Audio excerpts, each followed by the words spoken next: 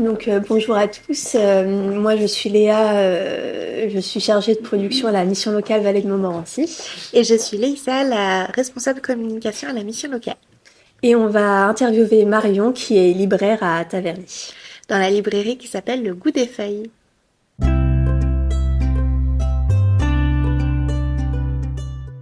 Et du coup, avant, réalisation de films d'horreur. Oui, en fait, quand j'étais Je petite, suis trop intriguée. dès mes 13 ans, je voulais être réalisatrice de films d'horreur. Au début, d'ailleurs, plutôt scénariste. Euh, je suis vraiment une dingue de cinéma. Je regardais beaucoup de films dans ma vie. J'en regarde une quinzaine par semaine. Mais je pense qu'en fait, je suis juste une amoureuse de fiction tout court. Donc les livres, le cinéma, le théâtre, tout rentre dedans. La fiction. Et c'est quand j'ai vu The Thing, le film de Carpenter de 81, que j'ai voulu faire des films. Parce que j'adore les huis clos. Pour moi, en fait, on ne peut pas tricher sur le scénario avec un huis clos, c'est juste impossible. Et j'ai trouvé ça assez extraordinaire. Alors évidemment, les effets spéciaux sont un peu risibles dans ce film, mais il y a oui, le huis clos et le film d'horreur, c'est des genres où c'est tellement ultra codé que si on respecte les codes pardon, on fait un bon film. Et, euh, et dès qu'en fait on s'affranchit des codes par-dessus qu'on maîtrise, c'est quelque chose de merveilleux. Je crois que c'est pas tant avoir peur que j'aime dans le film d'horreur, c'est vraiment c'est le genre le plus cinématographique.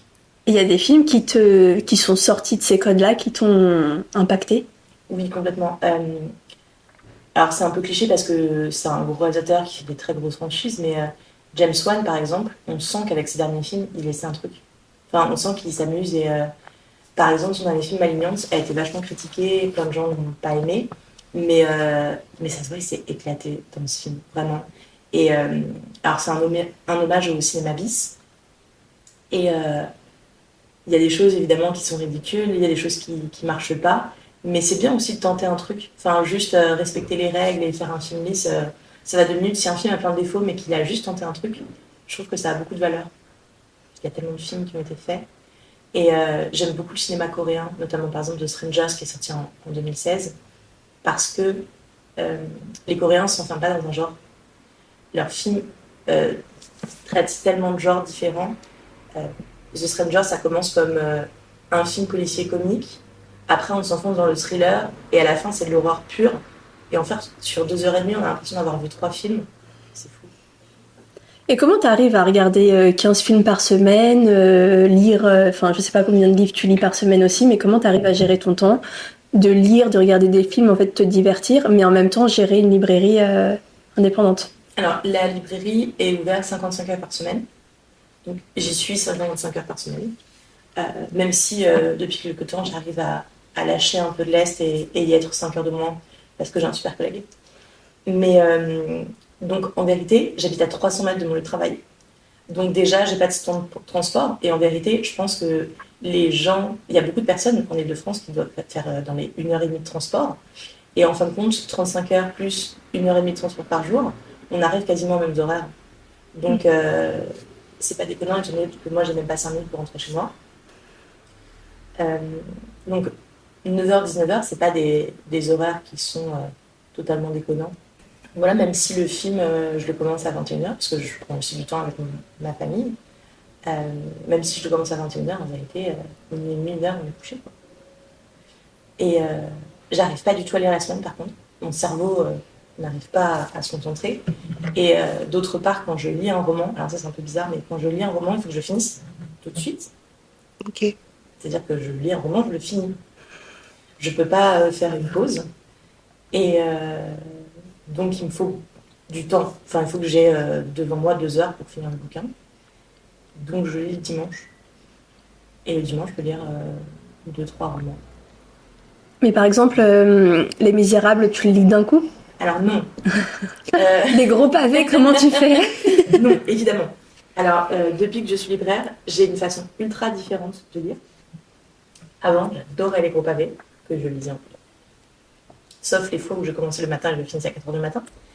Mais ce qui est déjà arrivé. Mais j'ai vraiment une façon ultra différente. Ah, c'est pas très sexy comme ça, mais du coup efficace.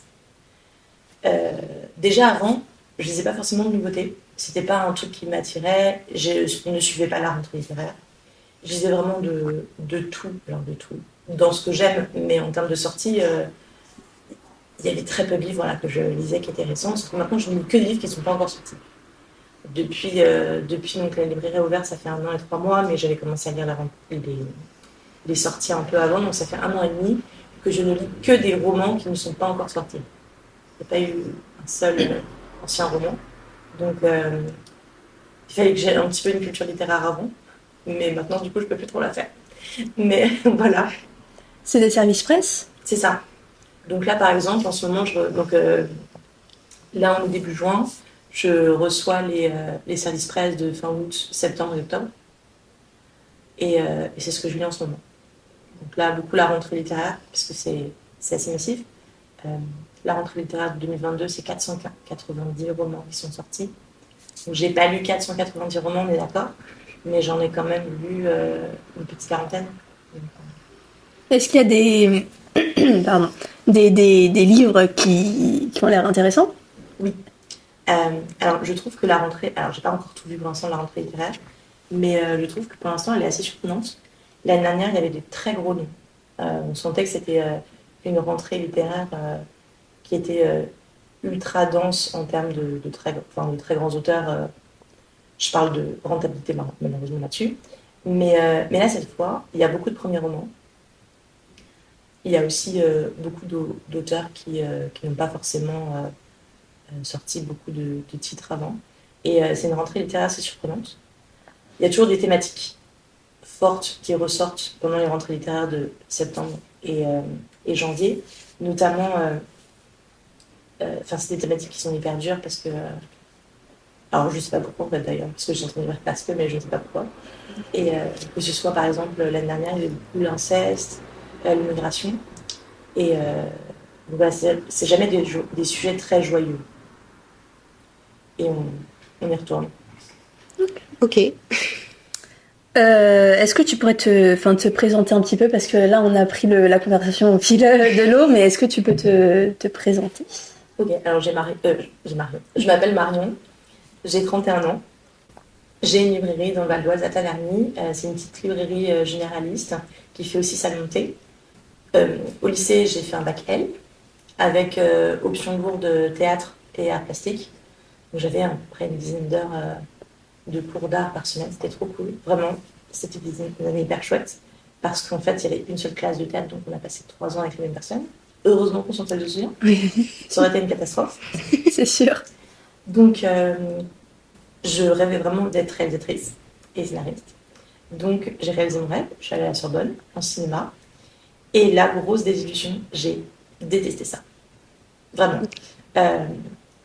En fait, j'avais engrangé vraiment beaucoup de culture cinéma parce que j'appréhendais la rentrée à la Sorbonne. Enfin, il y a cette image de la Sorbonne, élite intellectuelle, etc. Donc, je m'étais vraiment préparée pendant des années.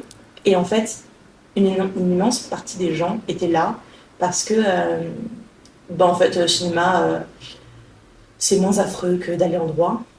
Et qu'il leur fallait un bac+2 pour un concours. N'importe quel, enfin un concours que eux ciblaient, mais en fait c'était n'importe quel bac+2. Il y avait beaucoup de gens, déjà dont le réalisateur préféré était Spielberg ou Tim Burton, ou Tarantino, les 3 clichés. Ah oui, le trio gagnant. C'est ça. Et après aujourd'hui il y a aussi des Nolan, ce genre de choses, mais alors je dis pas que ce sont d'immenses réalisateurs, hein, juste que c'est pas très original. Mais donc voilà, il y avait beaucoup de gens qui ne connaissaient absolument rien au cinéma. Et donc on a étudié la base des bases pendant 3 mois. C'était d'un nom immortel. J'avais juste 2-3 cours qui étaient vraiment passionnants. On avait l'histoire de l'art, il y avait aussi analyse chimique, où là il y avait une vraie analyse technique, où j'ai appris plein de choses. Mais en soi, oui, je me suis vraiment ennuyée. Et même travailler dans le milieu, j'ai détesté le milieu. T'as fait des stages J'ai pas fait que des stages, j'ai vraiment travaillé aussi dans le milieu sur des tournages, notamment La crème de la crème de Kim Chapiron, sur des téléfilms Arte, comme Les naufrages du fol espoir, qui était une captation filmée d'une pièce de théâtre de Ariane Mouchkine, Le Théâtre du Soleil, parce que j'ai travaillé aussi au Théâtre du Soleil pendant 2 ans. Donc, en fait, je pense que c'est pas tant le travail qui me déplaisait, c'était vraiment le milieu. Et c'en était un point où je ne pouvais plus voir de films. Ça me dégoûtait, j'avais vraiment un rejet du cinéma. Donc, en sortir, ça m'a vraiment fait beaucoup de bien. Et le théâtre en soi, c'était cool. Mais, mais je me sentais quand même très détachée. C'est-à-dire que j'avais pas envie de rentrer dans cette espèce, enfin, dans un clan, en fait. Surtout que le Théâtre des Soleils, c'est un théâtre hyper réputé, mais ça, c'est pas que ça fait secte, mais je sais pas si je peux dire ça. Mais enfin, c'est un groupe qui est très fermé, en fait. Ils font des bébés ensemble, ils vivent tous ensemble. Et c'est pas quelque chose que je voulais sur une montagne. Enfin, j'aime bien, en fait, j'aime bien faire plein de trucs différents. Et je trouve que ma librairie, d'ailleurs, représente bien ça. Je n'aurais pas du tout aimé travailler qu'en librairie, j'aurais pas du tout aimé qu'en salon de thé. Mais le mix des deux, c'est pas mal. Et donc, c'est pour ça que c'était pas. En fait, c'était pas un milieu qui m'allait du tout. Mais c'est pas grave, je suis bien quand même. Et comment t'es venue l'idée d'ouvrir une librairie et également un salon de thé? Les deux combinés ensemble. Ça, c'était un rêve d'ado. Déjà, ado, j'en parlais, je disais quand je serai vieille, alors c'est pas maintenant, hein, mais quand je serai vieille, j'ouvrirai une librairie salon de thé. Alors du coup, pour finir vite fait mon parcours, que vous compreniez le cheminement, après j'ai travaillé dans l'événementiel, dans l'édition, où j'organisais pas du tout des séances de dédicaces, mais plutôt des rencontres en festival et salons. Et après, j'ai fait un truc super bizarre dans mon parcours, j'ai été chargée d'affaires techniques en aéronautique. Ça, c'est... Ouais. Grand écart. C'est le point un peu. Ouais, on est totalement sorti de ma zone de confort. Et ça a duré 3 ans. Et puis il y a eu le Covid. Donc un poste sur 2 en France a été supprimé en aéronautique, dont le mien, parce que j'étais sur de l'amélioration continue et qu'on n'avait pas du tout besoin d'amélioration, on avait juste besoin de produire. Donc les postes comme le mien ont été supprimés. Et clairement, le livre me manquait beaucoup. Donc je cherchais un taf en aéronautique que je savais que je ne trouverais pas et que je savais que j'avais pas envie de faire. Donc c'était un peu compliqué mentalement. Et un jour j'ai craqué devant ma meilleure amie. Et je lui disais en fait, mais en fait je cherche un truc que je ne trouve pas, que j'ai pas envie de faire. Enfin ça n'a aucun sens. Et elle m'a dit mais pourquoi tu fais pas ta librairie salon de thé? Et ça m'a un peu pété la gueule. Enfin, vraiment. J'en ai parlé à mon mari, il m'a dit mais en fait ça fait des semaines que j'y pense et que je sais pas comment te le dire. Et 5 mois après j'ouvrais une librairie. C'était hyper rapide. Ça a été très très rapide, trop rapide, vraiment. Parce que du coup, comme tout ce que je fais, ça a été fait à l'arrache. Et ça a été vraiment très très très rapide. C'est-à-dire que j'avais le local au bout de 2 semaines. Ouais. Donc, en fait, dès le lendemain, j'ai commencé à faire des recherches. J'ai regardé des tutos sur YouTube pendant 1 semaine pour apprendre à faire un business plan. Et après, pendant 1 semaine, j'ai fait un business plan, je prends 15 heures par jour pendant 1 semaine. Donc j'ai contacté l'ancienne propriétaire du local parce que je savais qu'elle avait encore une maison de la presse ouverte à Saint-Leu. Je l'ai contactée, elle m'a dit que la mairie de Taverny était en train de racheter le local. J'ai contacté la mairie de Taverny. Il y avait des gens beaucoup plus sérieux que moi qui étaient sur le projet parce que la mairie voulait absolument que ce soit une librairie. Donc il y avait des gens vraiment plus sérieux, mais je crois que ce qui leur a plu, c'est que j'avais à l'époque moins de 30 ans. J'étais une fille, j'étais Bernatienne. Et alors, le bois aussi, enfin, parce que du coup, là, vous ne voyez pas, mais toute la librairie est en bois parce que mon mari est menuisier. Et donc, ça aussi, ça leur a plu. Voilà, plein de petits détails, et puis le fait que je sois boulimique de livres, tout ça. Donc c'est moi qui ai eu le bébé, parce qu'il y avait une super chargée des commerces qui m'a soutenue. Merci à elle, elle se reconnaîtrait. Donc, voilà. Il y avait beaucoup de travaux. Vraiment beaucoup de travaux à faire. Le local était insalubre, l'électricité n'était pas aux normes. Et c'est mon mari et moi qui avons tout fait. Et enfin, c'est surtout lui en vérité qui a tout fait. Et moi, je lui criais dessus pour mon sport. Un duo qui fonctionne bien, quoi. Non, en vérité, la laine de verre tenue à bout de balai, parce que les murs font 4 mètres de haut. Et pendant que mon mari met les plaques, ouais. Ça a été, c'était folklore. Passer 4 couches de peinture sur le plafond qui avait pris l'humidité et malgré les 4 couches, le plafond était toujours jaune. Donc après faire de la peinture à l'acétone, s'étouffer parce que ça pue. Enfin, ouais, c'était comique. Ça a duré combien de temps, les travaux? Alors, je dirais que ça a duré 1 mois. Et donc mon mari travaillait à côté, donc il a pris beaucoup de jours de congé. Mais en soi, on travaillait le soir de 4h à 1h du matin et le week-end de 8h à minuit. Donc voilà, il a été ultra efficace, vraiment. Et puis on a dû être efficace surtout, il y avait plein de choses que j'avais prévues de base, mais avec le temps qui ont été vraiment impossibles. Donc voilà. Est-ce que ta famille t'a soutenu dans ce projet? Ils ont été d'un grand soutien ou pas? Alors du coup, moi j'ai mon papa. Et donc mon père au début, il a eu peur. Il s'est dit mais ok, t'as 10 ans de carrière, t'as fait 36 000 métiers différents, il serait temps que tu te poses quand même. Ce que je peux comprendre. C'est vrai que, par exemple, je vais prendre l'exemple de mon mari, qui a 42 ans et ça fait 22 ans qu'il travaille au même endroit. Donc voilà, c'est pas du tout mon cas.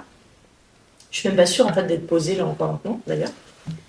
Et donc ouais, lui ça lui a fait peur. Après c'est vrai que les amis n'aident pas trop dans ces moments-là. Dans le sens où tel dernier c'est une ville pourrie, enfin il y a eu ça, le centre-ville est mort, etc. Alors qu'à un moment donné il y avait l'étude de marché derrière, il y avait eu du travail de fait. Et d'ailleurs, enfin il y avait une demande.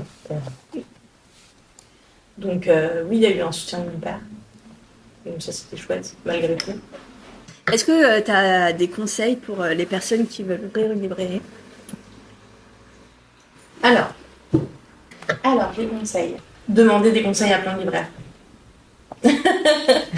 J'ai, du coup, quand même, dans ces 5 mois et demi, j'ai fait des stages en librairie. J'ai parlé à des tas de libraires différents qui m'ont donné parfois des conseils contradictoires, mais quand même utiles, vraiment, passionnants. Réussir tout seul, à mes yeux, ça n'existe pas. Enfin, c'est impossible. Les gens qui disent qu'ils ont réussi tout seuls, j'y crois pas.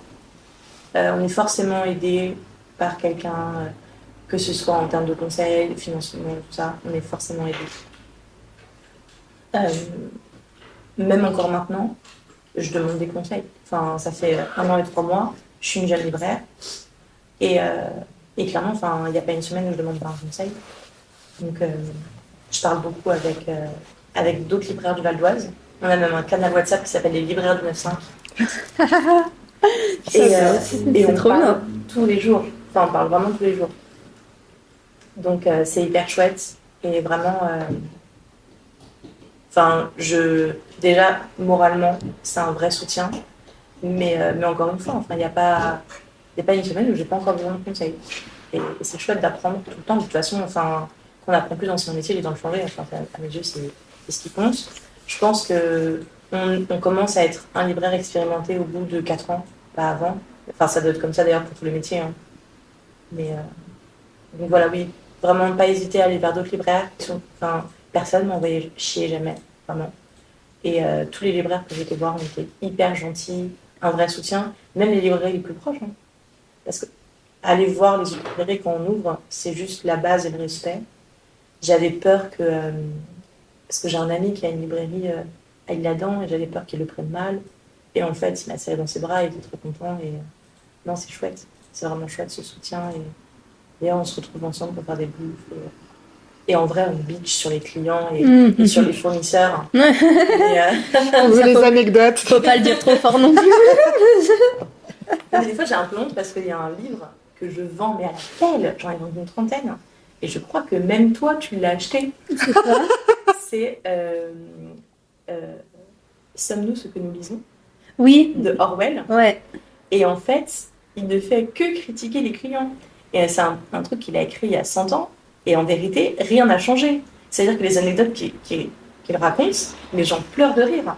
Mais moi, c'est affreux. Enfin, c'est des choses où, en fait, à un moment donné, il dit qu'une mamie qui sent la miette de pain vient de demander un livre dont la couverture est rouge et qu'elle a vu dans votre librairie il y a 30 ans. Alors moi, c'est pas il y a 30 ans, mais on me le sort tout le temps, ça. Oui. C'est génial. Enfin, il passe son temps à licher sur les clients et c'est hilarant. Mais j'en vois les parfaits. C'est extraordinaire. Oui, du coup, t'es une librairie indépendante, mais en réseau finalement. Alors du coup, c'est pas un réseau officiel, Ouais. et je pense que ce serait moins cool si ça l'était, clairement. Euh, oui, la librairie indépendante, de toute façon, aujourd'hui, il y en a beaucoup qui ouvrent, vraiment. Les chiffres sont assez extraordinaires. On est enfin, à 10 près, on est sur 140 ouvertures en 2022. Apparemment, 2023, ça va être les mêmes chiffres, alors que normalement, c'est 3 fois moins. C'est vraiment énorme, là, dans le Val d'Oise, je crois que c'est 6 qui ont ouvert. C'est rien qu'en 2022, hein. C'est costaud. Et, euh, et à un moment donné, oui, si on ne s'entraide pas tous, parce on est tous dans la même galère, on fait tous le même métier, et si on ne se soutient pas, il n'y a rien qui va. Et qu'est-ce que tu aimes dans ton métier et qu'est-ce que tu n'aimes pas? Alors, l'administratif, c'est une catastrophe. Je hais ça. Ouais, je déteste ça. Euh, j'ai, j'ai pas fait d'études de commerce, j'ai pas été formée sur comment se comporter avec les clients, donc je me comporte avec eux comme je me comporte avec les gens dans la vie, donc des fois ça peut un peu surprendre. Et donc je pense que les gens à qui ça ne convient pas de toute façon ne viennent pas. Et puis au contraire, il y a des gens qui adorent ça, donc ils viennent ici. Et du coup, c'est un peu compliqué parfois quand même de rester stoïque, enfin, face à certaines réactions ou paroles de clients où on a juste envie d'hurler, en vérité, sur des propos ultra misogynes, sexistes, qui reviennent très souvent. Et où là, on fait juste un très très grand sourire et on insulte dans sa tête. Après, à part ça, en vérité, les gens sont hyper gentils. J'ai rencontré des personnes formidables, vraiment, que j'aurais jamais rencontrées alors qu'elles étaient à 2 pas de chez moi. Mais j'aime beaucoup revoir tous les jours les mêmes têtes, parce qu'il y a vraiment ce côté, c'est le côté salmonté en fait qui permet ça, où les gens s'installent au comptoir, ils ont envie de papoter, ils viennent tous les jours, même 10 minutes.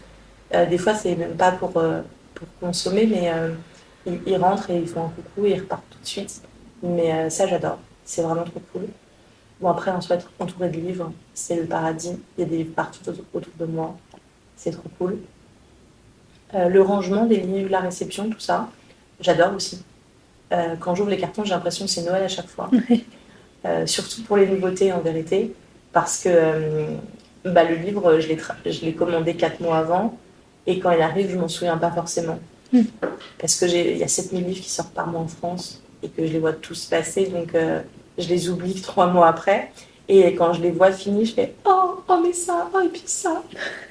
Et puis parfois aussi, il y a des belles surprises de clients parce que les clients aussi conseillent des livres que je ne connais pas. Et quand je les reçois et où je les lis, je les découvre et je les trouve extraordinaires. Donc ça, j'aime bien aussi parce qu'il y a un vrai échange en fait. C'est pas à sens unique. Ça me plaît beaucoup. Et aussi, je pense qu'il y a aussi de la fierté parce que j'aime bien ce que je propose, enfin les livres que je propose, même le thé, je travaille avec des super maisons. Pour les gâteaux aussi, je travaille avec une fille géniale de Sweet Time. Qui fait des superbes chocorocs.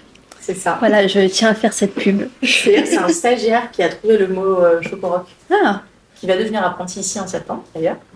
Et en fait, on ne savait pas du tout comment l'appeler parce que ça a été créé un peu par hasard pour nous. Et on ne savait pas du tout comment le nommer. Et en fait, comme il ne savait pas, il a sorti un mot à un moment donné à une cliente et on a trouvé ça trop cool. Donc voilà, c'est lui qui l'a nommé Chocoroc. C'est cool. Et tu parlais des clients qui avaient parfois des commentaires misogynes, sexistes, etc. Et du coup, qu'est-ce que ça fait d'être une femme entrepreneuse? Alors, j'ai mon petit ego. Et alors, c'est pas la première fois que je fais un métier qui n'est pas du tout réservé aux femmes d'habitude. Enfin, quand j'étais chargée d'affaires techniques en aéronautique, clairement, on me prenait à chaque fois pour la secrétaire, sauf que j'étais chargée de projet. Donc, j'ai l'habitude, mais c'est pas parce que j'ai l'habitude que je m'y habitue. Donc, j'ai un collègue qui a mon âge, Jules, et les gens vont d'office vers lui quand ils cherchent le responsable. Et même quand il dit, je vous demande d'aller vers ma responsable, ils vont me dire non, mais je veux le vrai responsable.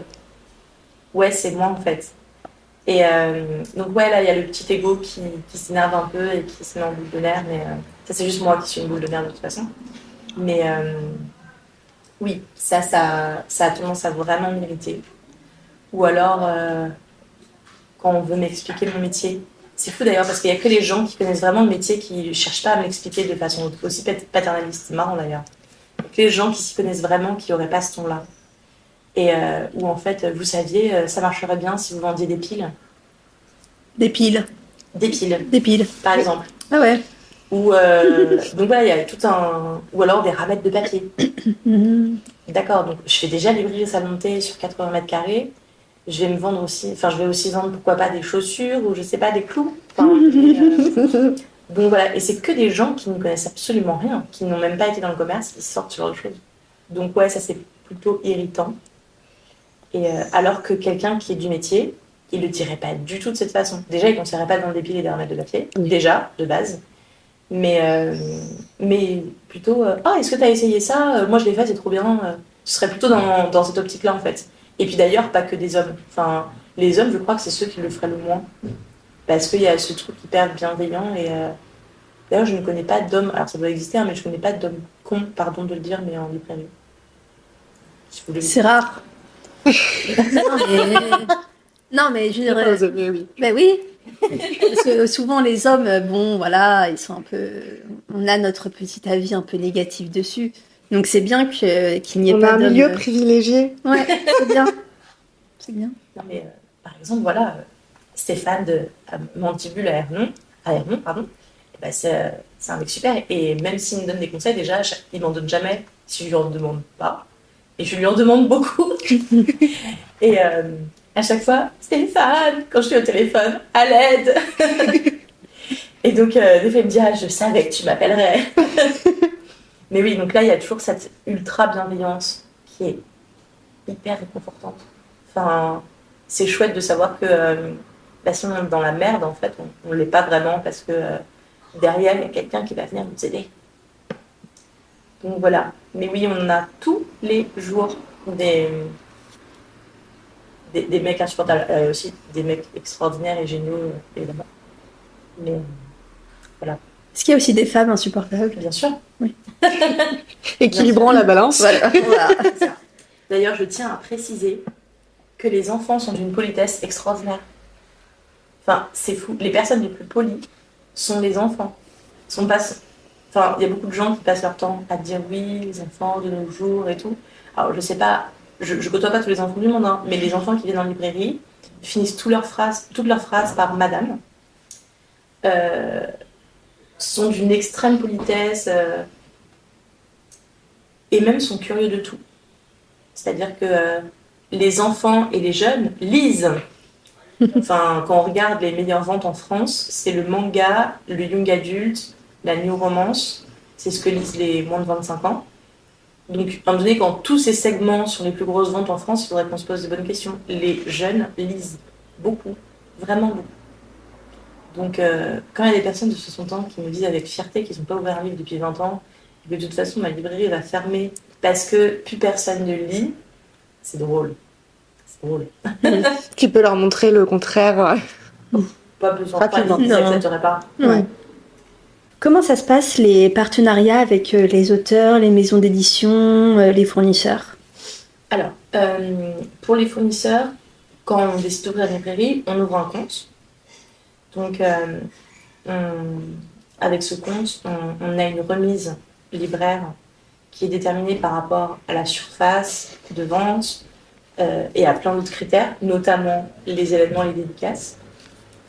Donc, en France, les remises libraires vont à peu près de 33 à 40%, ce qui en fait le commerce le moins rentable de France.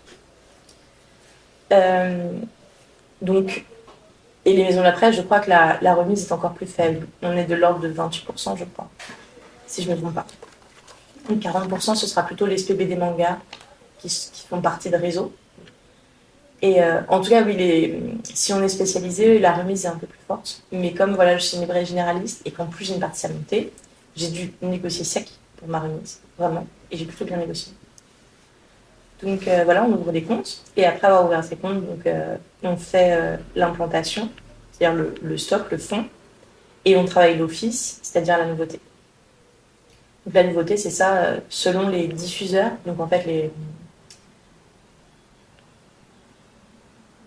les fournisseurs sont des maisons de diffusion qui en fait, pour résumer simplement, vont diffuser la bonne parole, entre guillemets, et les informations sur les prochaines sorties littéraires. Donc là, en ce moment, selon les diffuseurs, je travaille de août à octobre, et je vais passer à novembre bientôt avec d'autres diffuseurs. Donc encore une fois, on est en début juin. Et donc, on a aussi des services presse pour lire en amont le livre et pouvoir le conseiller le jour de sa sortie. Donc, en France, il y a une loi qui est géniale. Elle est vraiment trop, trop cool. C'est une exception française et c'est une chance. On a la loi Langue qui existe depuis le début des années 80, où le prix du livre est unique et déterminé par l'éditeur. Donc, quel que soit l'endroit où on achète le livre en France, que ce soit Amazon, la Fnac ou une petite librairie de quartier, le prix sera le même. Et ça, c'est trop cool. Enfin, vraiment, ça fait que... alors, évidemment, je ne lutterai jamais contre la Fnac ou Amazon, mais ça fait, on peut s'en sortir. Parce que le prix est le même partout. Et que, donc, Amazon a sa plus-value qui est énorme avec la possibilité de commander à n'importe quelle heure de chez soi et de l'avoir très rapidement. Moi, ma plus-value, c'est le lieu et le conseil. Donc, c'est pour ça qu'il faut faire un lieu chaleureux.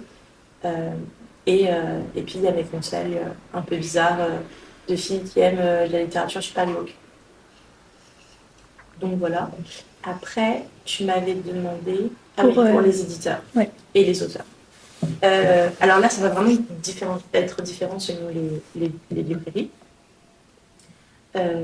Comme je suis un peu de maniaque du contrôle,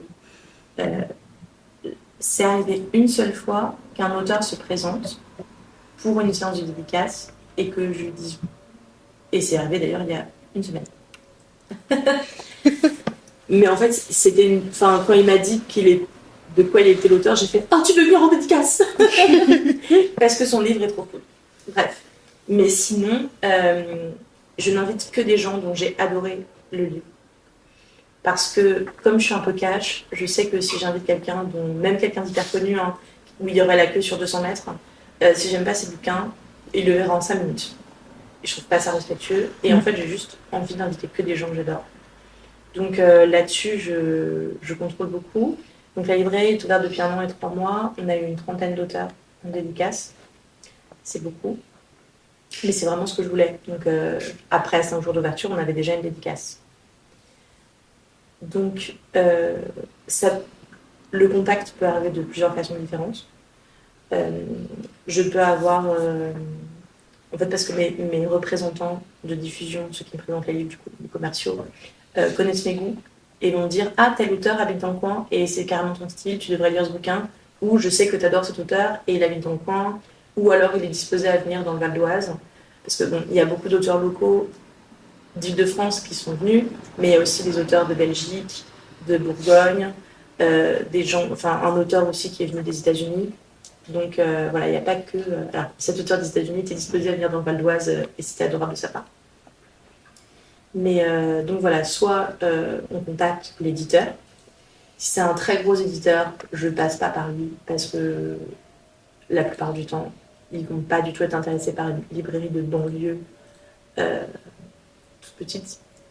Donc clairement, on peut passer par les auteurs en ayant ses contacts par quelqu'un ou en le contactant sur les réseaux sociaux, par Instagram par exemple. Ça arrive régulièrement. Enfin, ça arrive régulièrement que je le fasse. Et même s'il y a des auteurs qui m'ont dit non, ils l'ont toujours dit avec beaucoup de sympathie. Donc, clairement. Et j'ai eu beaucoup de chance parce que je n'ai eu que des auteurs trop cool en dédicace. Vraiment. Enfin, ils ont tous été adorables. Et je pense qu'il y a aussi une corrélation entre le fait d'accepter de venir en banlieue et être trop cool. Parce que je pense par exemple à hier soir, pauvre Gilles Marchand qui a mis un temps énorme à venir parce qu'il y avait des problèmes sur la ligne H et le RERC. Donc voilà, il fallait la foi quand même pour venir jusqu'ici et présenter son livre avec autant de bienveillance et de gentillesse. Est-ce qu'il y a un auteur ou une autrice que tu rêverais d'avoir dans ta librairie ? Alors, en termes de dédicace, je veux dire. Ouais. Bah, pour le coup, c'est arrivé, notamment avec 2 auteurs. Donc, l'auteur américain, Peter Farris, où j'étais vraiment très très heureuse. Enfin, c'est un auteur dont j'adore les romans et que je lis depuis des années, d'une maison d'édition que je respecte vraiment beaucoup et dont je lis toutes les nouveautés, vraiment toutes, et je prends en boutique tous ces livres et je défends corps et âme chacun des titres. Donc ouais, Peter Farris, j'étais trop heureuse et d'ailleurs les clients habitués qui étaient là, ils m'ont dit mais on a l'impression que ton sourire il est accroché en fait et j'avais mal à la mâchoire le lendemain tellement j'avais souri toute la soirée et en plus c'était un peu la honte parce que des fois je suis un peu en mode midinette et il était foutrement beau. Genre violemment. En photo, ça se voyait pas tant que ça. Enfin, il était pas moche, mais en fait, il a un charme dingue et il est timide, ce qui rajoutait énormément à son charme. Vraiment. Parce que quand on lui sortait un compliment et qu'il baissait la tête et rougissait, ça avait vraiment un côté trop mignon. Et que il est venu en mars. Et encore maintenant, toutes les semaines, il y a des filles qui disaient oh, il était beau quand même. Hein. Donc ouais, Peter Farris, j'étais trop heureuse. Et l'autre, enfin les deux autres d'ailleurs qui sont venus en même temps, ils sont de la même maison d'édition, c'est Alex Chauvel et Christopher Ettinger. Parce que Christopher Ettinger a écrit ma BD préférée de 2022 et qui m'a vraiment fait penser à Tom Gold, que j'adorerais avoir ici dans la librairie. Vraiment, si Tom Gold venait là, je pense que je pleurerais. Donc ça me plairait beaucoup. Après, Lionel Shriver, qui est une autrice que j'adore, vraiment. Je lis ses livres depuis que je suis ado. Et si elle pouvait venir ici, ce serait vraiment génial. Il y a d'autres auteurs que j'aime beaucoup. Hein. Gabriel Talente, qui n'a écrit qu'un seul bouquin, mais ce bouquin me suit. Ça fait 6 ans et il m'accompagne tout le temps. Ron Rash. J'aime beaucoup la littérature américaine de nature writing, les grands espaces, avec peu de personnages hyper bien construits, parfois même des huis clos, mais huis clos pas parce qu'ils sont enfermés, mais parce qu'ils sont nulle part et qu'il n'y a pas d'issue. Donc voilà, il y a plein d'auteurs, parce que je suis fan en réalité d'énormément de monde. La liste est longue. Et quel est ton livre préféré? Alors c'est très cliché, mais mon roman préféré c'est Les Hauts de Hurlevent. J'adore les Sœurs Brontë et je l'ai lu ado. Et en fait, je trouve que ce livre est encore maintenant trop moderne. Je trouve que encore aujourd'hui, on n'est pas prêt à un tel livre parce que en fait, cette histoire est beaucoup trop intense et l'histoire d'amour est beaucoup trop intense et incompréhensible encore aujourd'hui. Enfin, pour moi, en tout cas, je sais pas. Il y a plein de gens qui en ont très bien parlé. Je pense à Roland Barthes, etc. Mais ouais, ce roman, c'est génial parce que c'est une histoire d'amour de deux méchants en vérité. Enfin, il y a eu beaucoup de très mauvaises adaptations cinématographiques, mais pour ceux qui l'ont lu ou qui veulent le lire, c'est une connasse et un connard qui tombent amoureux, hein. Vraiment. Enfin, c'est ça l'histoire en vérité. Est-ce que tu as des livres à conseiller à des personnes qui ne lisent pas beaucoup? Alors, il ne faut pas du tout se limiter à ce qu'on croit, à ce que doit être la littérature. Vous lisez un manga, vous lisez en fait. Le manga, c'est pas de la sous-lecture. Alors, parce qu'il y a des romans déjà qui ne sont pas des très grands romans et de la très grande littérature. C'est le cas aussi pour les mangas, mais il y a des mangas dont l'écriture est exceptionnelle. Je pense à Berserk, par exemple, où le dessin est un travail monstrueux, mais l'histoire aussi. Évidemment, les auteurs comme Tai Noguchi, qui sont des mangas plutôt lus par un public de plus de 25 ans. Mais il y a de très très grands mangas. En fait, il y a de la très grande littérature dans le manga. Donc il ne faut pas se dire que le manga, c'est de la sous-littérature, ça je suis archi contre. Et déjà, si vous lisez du manga, vous lisez. Donc ça, c'est trop cool. Et pour moi, en fait, c'est se tirer une balle dans le pied et de dire que le manga, c'est pas de la lecture. Parce que déjà, ça donne un élitisme qui est pas bon du tout. Ça ferme plein de portes. Et Et les parents, justement, qui se disent oui, j'ai envie que mon fils lise, mais il veut pas lire de roman, et ben c'est pas grave. Il lit pas de roman pour l'instant.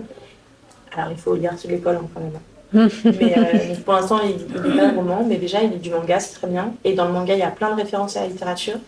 Et il y a plein de jeunes qui, en fait, d'eux-mêmes, se disent ah, il y a eu tel auteur cité, ou l'auteur le mangaka a parlé de tel auteur en référence.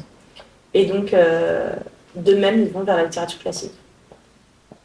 D'autre part, si vraiment il y a cette volonté de lire du roman, il ne faut pas... Enfin, je conseille, quand quelqu'un me dit qu'il veut lire du roman et qu'il a l'habitude et que ça lui fait peur, ben, je ne vais pas lui présenter Les Misérables.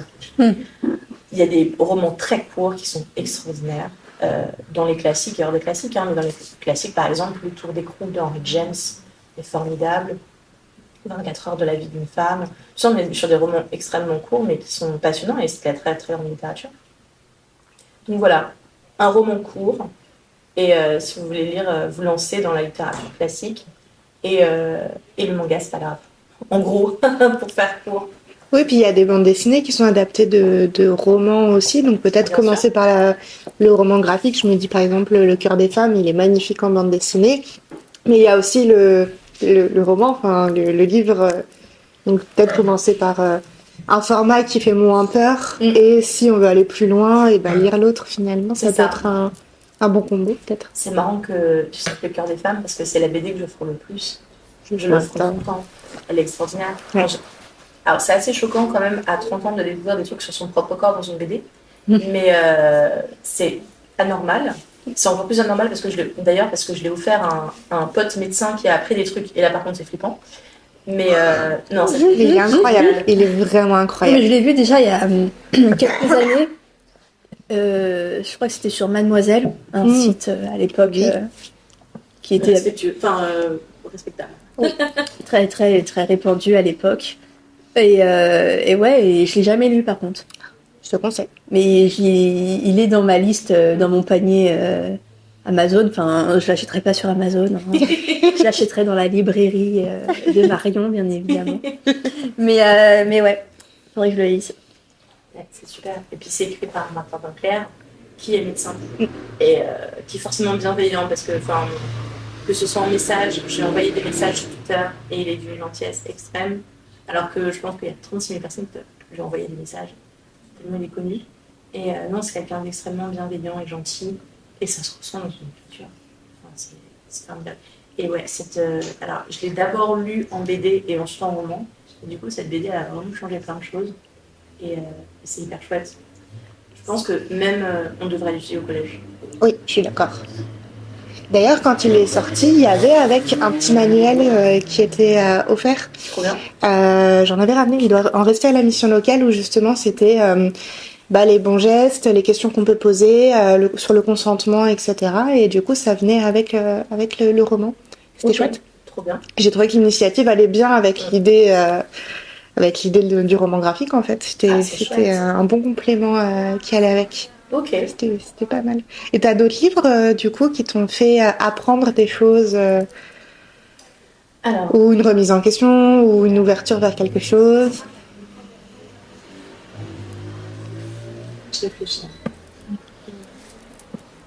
Je dirais que c'est fort. Enfin, les bons livres, c'est forcément ça. Enfin, qui nous accompagnent après toute notre vie.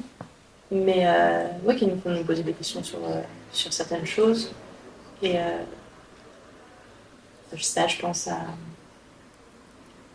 Je pense beaucoup à eux parce que je les avais lus tous en même temps, ces auteurs.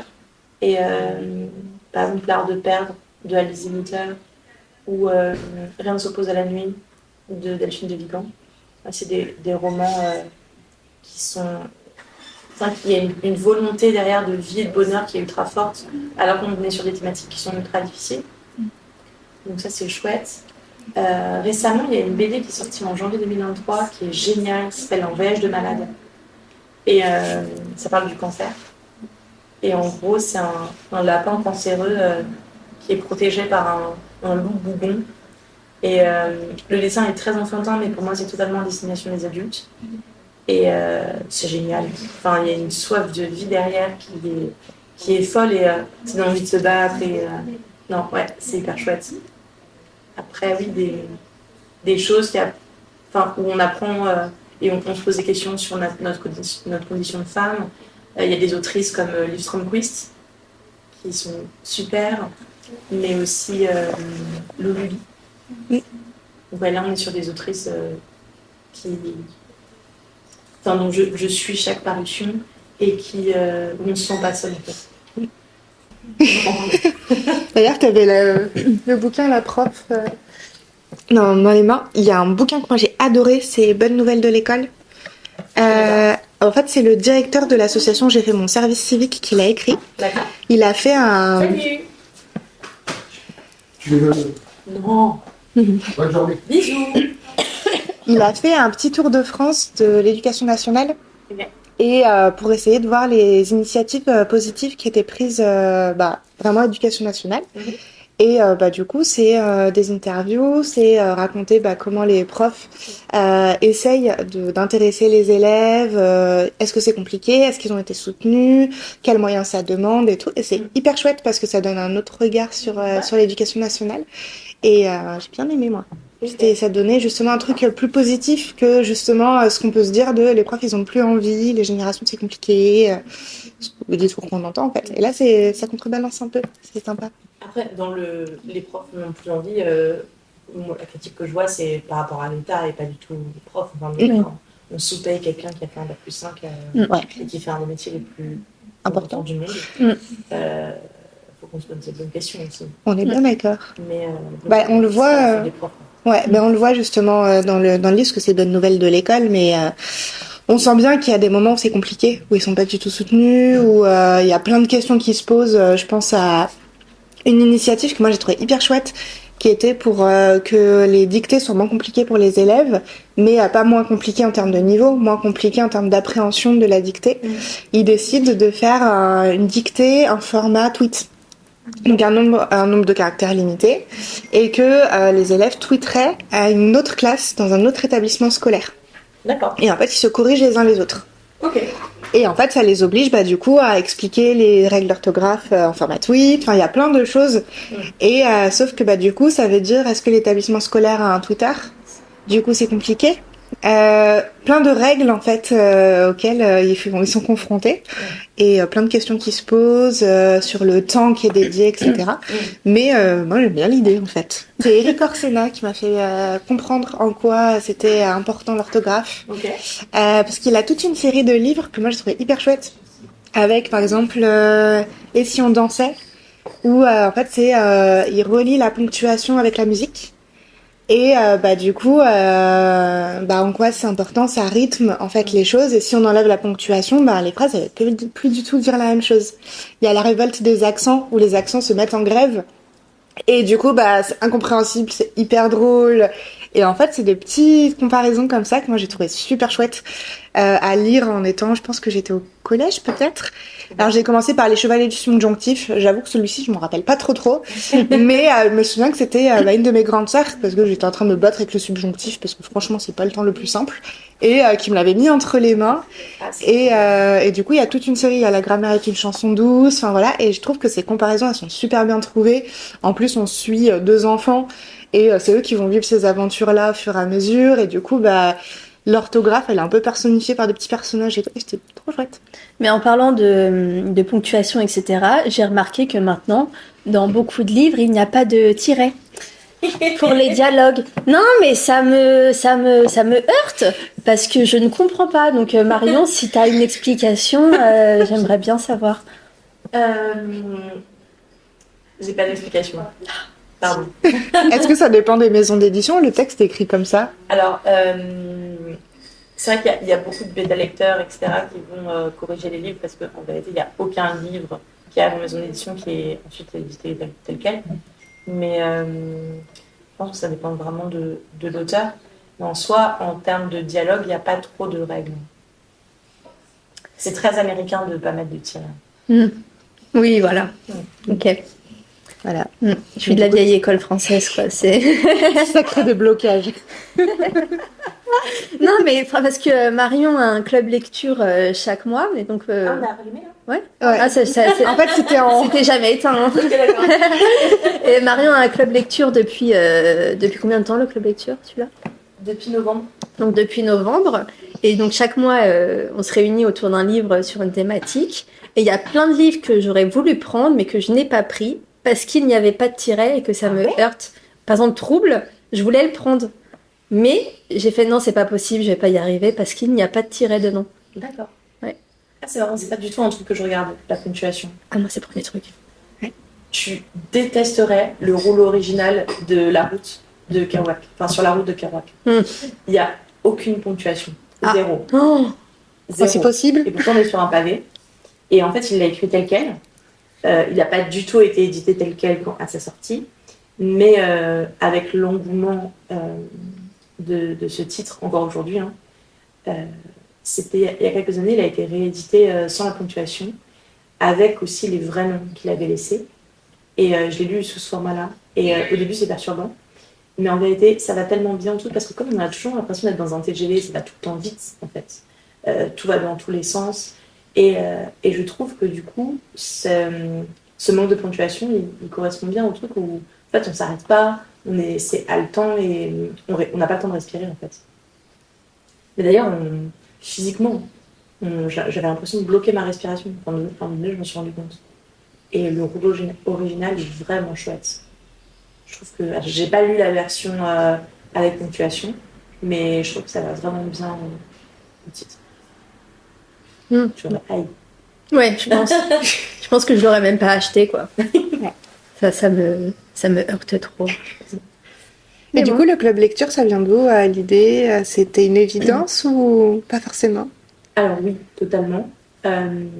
Parce que y a des événements ici, au-delà de la simple dédicace ou rencontre.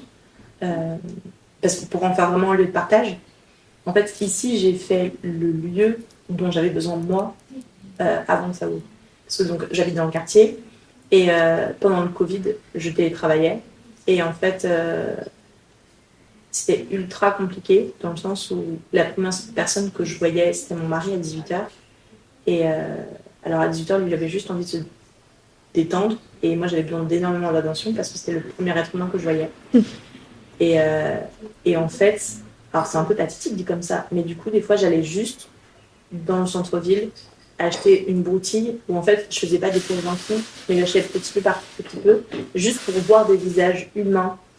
Et j'aurais adoré qu'il y ait un lieu comme ça pour voir des êtres vivants dans ma journée. Autre que mes chats, qui sont géniaux, mais à un moment donné, parler pendant 10 heures à son chat, ça peut faire penser à la folie. Donc, Légèrement. voilà. Après, mes chats m'écoutent et me répondent, hein, mais...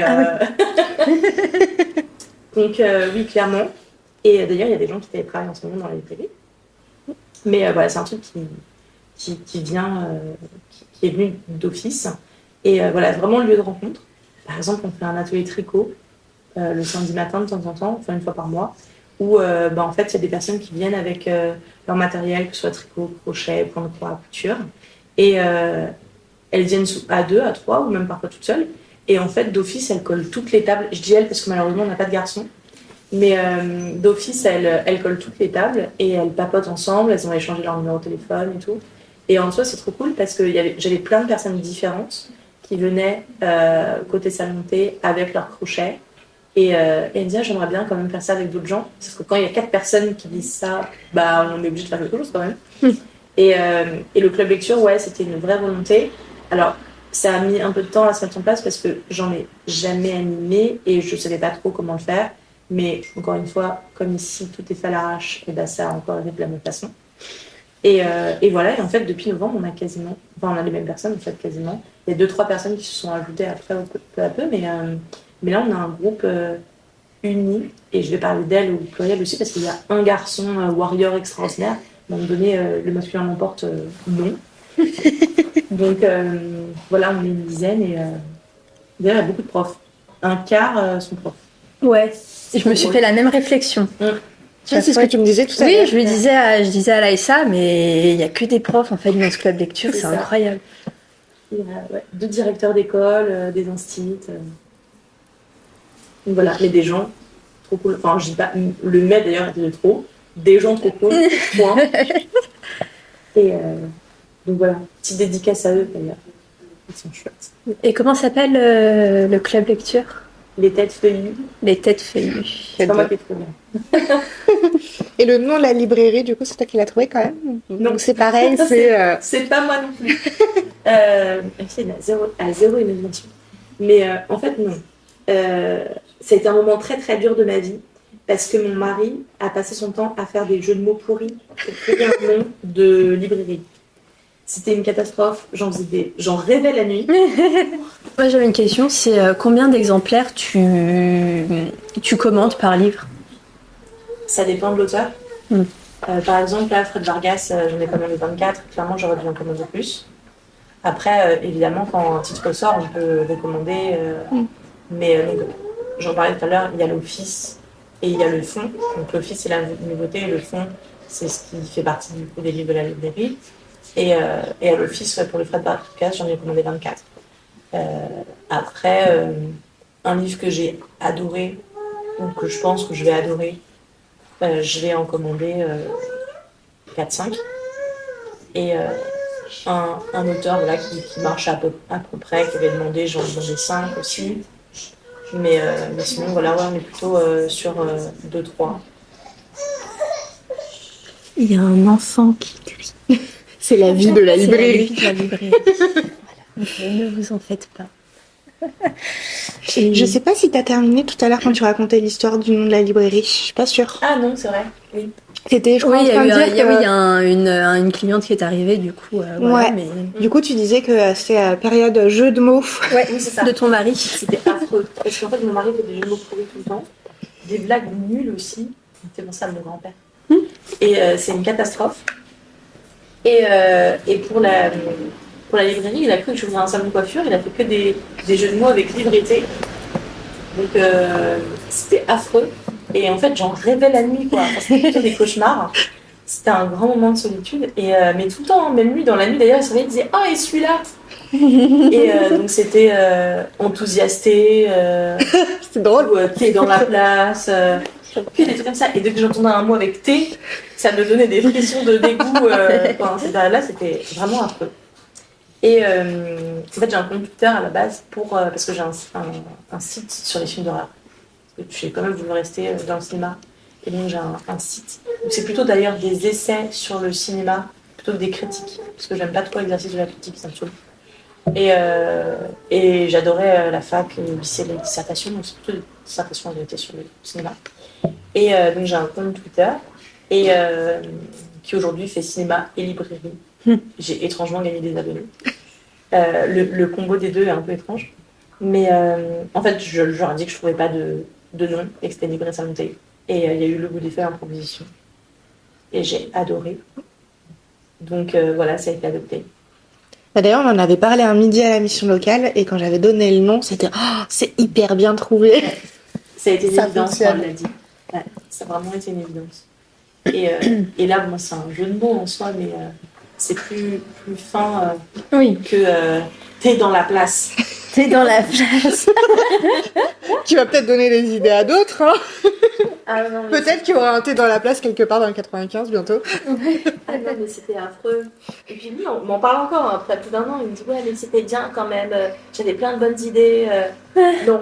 Mais c'est vrai que c'est beaucoup les coiffeurs qui sont connus pour ces jeux de mots dans les noms de boutiques. C'est ça. Bonjour.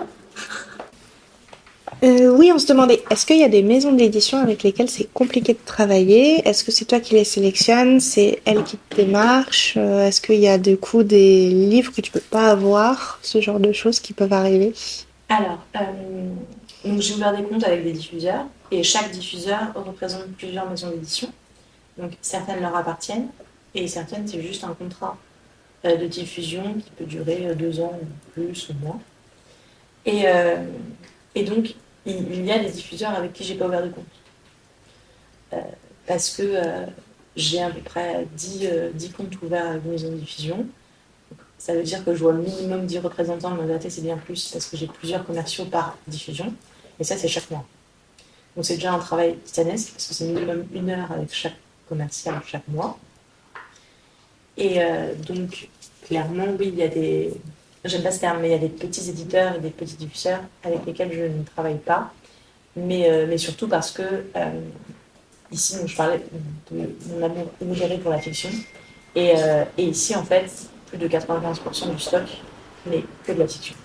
C'est-à-dire qu'on n'a pas du tout de développement personnel, alors que c'est un secteur porteur du milieu du livre. On n'en a pas parce que je ne saurais pas le conseiller en vérité. C'est pas ce que je lis.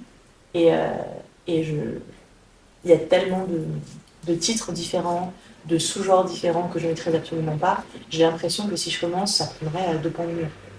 Donc là, moi je suis située à 6 km dans le Cultura et une Fnac, qui ont des rayons démesurés. Et je pense que les gens vont là, ou alors s'ils ont un titre spécifique, j'ai de la commande en développement personnel. Et du coup, ici, j'ai un petit peu d'essais de livres documentaires, que ce soit, enfin, c'est sur des thèmes assez génériques, hein, l'histoire, le voyage, j'ai un pôle essai féministe, un pôle sur la littérature et puis un peu de société. Mais de la même façon, je ne fais pas du tout de politique française actuelle. Donc, je travaille avec des éditeurs qui vont faire de la fiction. Et il y a des éditeurs qui sont énormes avec lesquels, du coup, je ne travaille pas. Parce qu'ils ne proposent rien du tout de ce que moi je vais faire et qui font très certainement des marges phénoménales chez d'autres librairies qui auront la même taille que la mienne. Après, voilà, il y a des éditeurs que je mets beaucoup en avant parce que c'est des éditeurs que je lis depuis des années ou que j'ai appris à adorer avec la librairie, que je peux citer avec plaisir, comme le Tripod, par exemple, ou d'ailleurs le Tripod est venu ici présenter à une émission.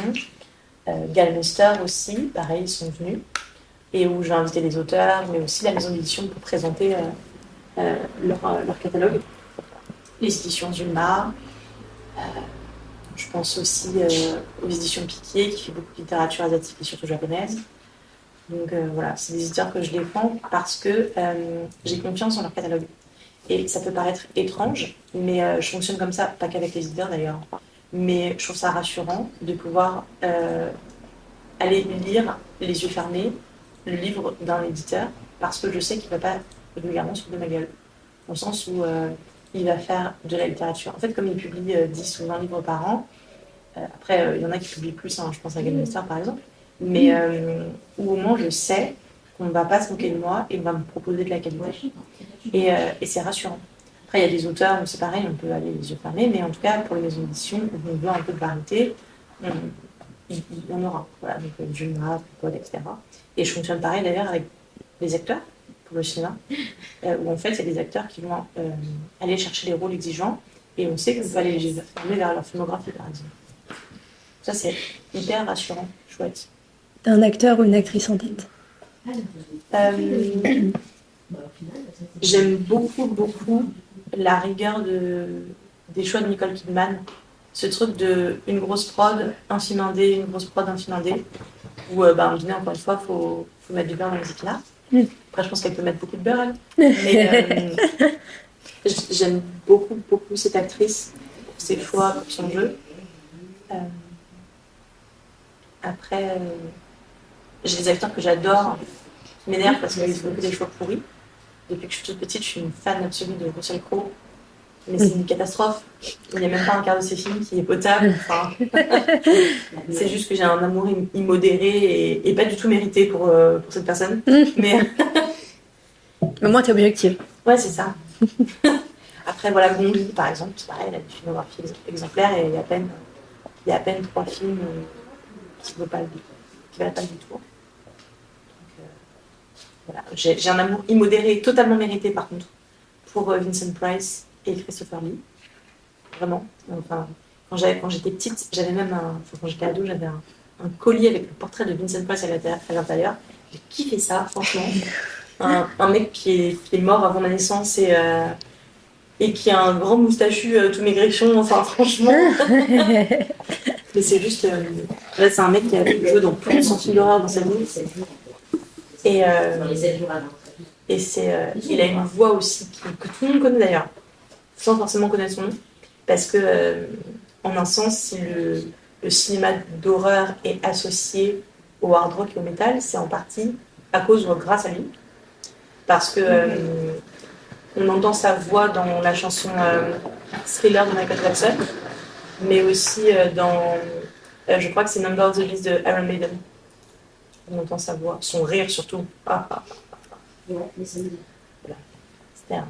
Je pense que c'est un mec extraordinaire.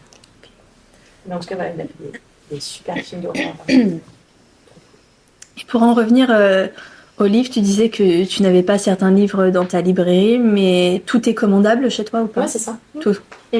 C'est ça. En fait, j'ai pas le droit de refuser la commande d'un titre si je peux le commander. Il y a des trucs que je peux pas commander juste parce qu'en fait, en tant que libraire indépendante, l'éditeur va pas travailler avec moi. Il va n'être que sur Amazon, par exemple, ou sur les sites de la Fnac. Donc ça, c'est possible. Il y a certains livres que je peux pas commander. Ils seront infimes par rapport à la quantité que je peux. Mais il y a certains livres qui sont juste pas disponibles dans ma base de données, qui est commune à tous les libraires. Mais par exemple, si quelqu'un veut me commander un livre de Zemmour, et ben, je n'ai pas le droit de le refuser, c'est illégal. J'ai le droit de penser ce que je veux, mais j'ai pas le droit de le refuser. Voilà. Après, j'ai tout à fait le droit de ne pas l'avoir dans ma librairie. Oui. Ce qui est très chouette. Heureusement que tu as encore cette liberté-là. Oui. Oui, c'est ça. Après, j'ai pas de titre politique dans ma librairie, mais enfin, il faut pas être très futé pour comprendre en 2 minutes quel politique je suis. Et du coup, moi, j'ai l'impression que quand même beaucoup, depuis le début, en tout cas, tu travailles, ton objectif, c'est travailler dans un domaine, en tout cas, qui te plaît. Et du coup, c'est ce qui explique peut-être un peu aussi ton parcours qui n'est pas forcément linéaire. Je pense que c'est un truc qui peut quand même parler à beaucoup de monde, de pas, effectivement, comme tu disais au début, avoir 10 ans dans la même entreprise, etc. C'est quelque chose qui se fait de plus en plus. C'est important, tu penses, de suivre un peu son humeur du moment, et en plus d'apprendre un peu sur le tas. Toi, tu parlais de tutos YouTube pour savoir faire un business plan, etc. Enfin, tu penses que à tout moment de la vie, on peut changer d'idée, on peut se former, on peut complètement faire un grand écart niveau carrière. Je sais pas, tous ces... Alors, ado, on nous demande de choisir les études qu'on va faire et les métiers qu'on va faire. Je trouve ça inadmissible. Enfin, on ne peut pas demander... Enfin, j'ai 31 ans, je sais pas ce que je vais faire plus tard. Et pourtant j'ai une librairie et rien n'est acté ou acquis en fait. Et je trouve ça fou qu'on demande à des ados sur autre chose. Et c'est pour ça en fait qu'aujourd'hui il y a peu de personnes qui restent toute leur vie au sein d'une même entreprise et du même métier en tout cas. Ça paraît hyper compliqué parce que déjà on est des êtres humains, on se rend compte qu'on s'est trompé et c'est pas grave, c'est cool aussi de se tromper, on apprend plein de trucs.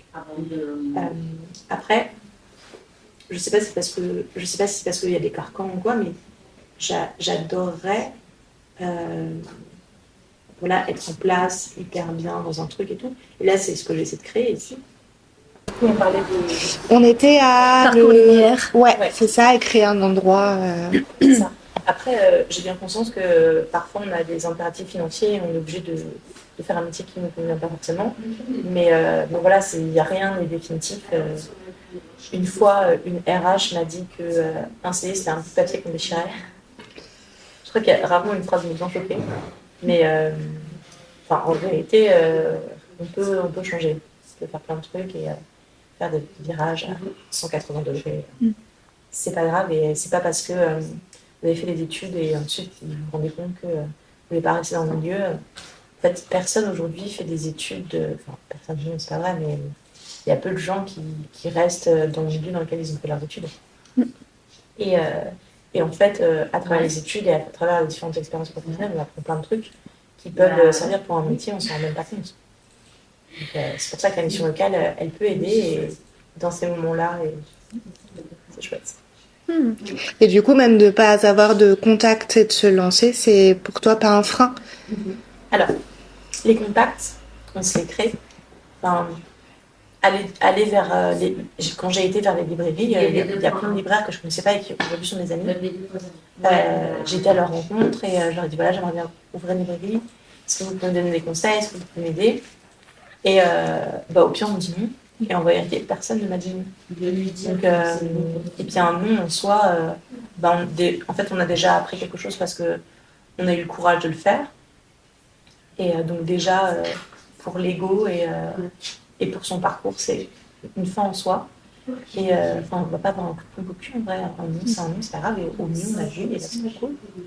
Est-ce que la pire chose qu'on peut avoir, c'est justement un non? C'est pas grand-chose, un non, en fait. Non, enfin franchement, pour moi, c'est pas grave. Le non n'est pas grave du tout parce qu'en fait, on a eu ça pour soi. D'avoir le courage d'aller voir une personne parce que c'est pas simple, en réalité. Et déjà, le courage, c'est un apprentissage. Et du coup, en parlant d'apprentissage, c'est important pour toi, du coup, là, d'avoir quelqu'un qui va intégrer ton équipe, qui va apprendre le métier, de l'encourager dans cette voie-là, de partager, en fait, cet endroit, cette passion-là. Alors, en plus, Quentin venait de la mission locale de Taverny. Et donc, Quentin avait fait des études où il avait été brillant, d'ailleurs, dans ses études. Mais il s'est rendu compte qu'il ne voulait pas du tout en faire son métier parce que, en fait, c'était en informatique. Il a fait une très grande école d'informatique. Mais en fait, il avait envie de voir des gens et pas toute la journée derrière son ordinateur. Alors, comme ça peut paraître évident, mais en vérité, c'est tant qu'on n'y a pas été confronté, je pense qu'on ne sait pas. Et quand il a commencé à faire ça, c'est 8 heures par jour devant un PC, ça l'a déprimé.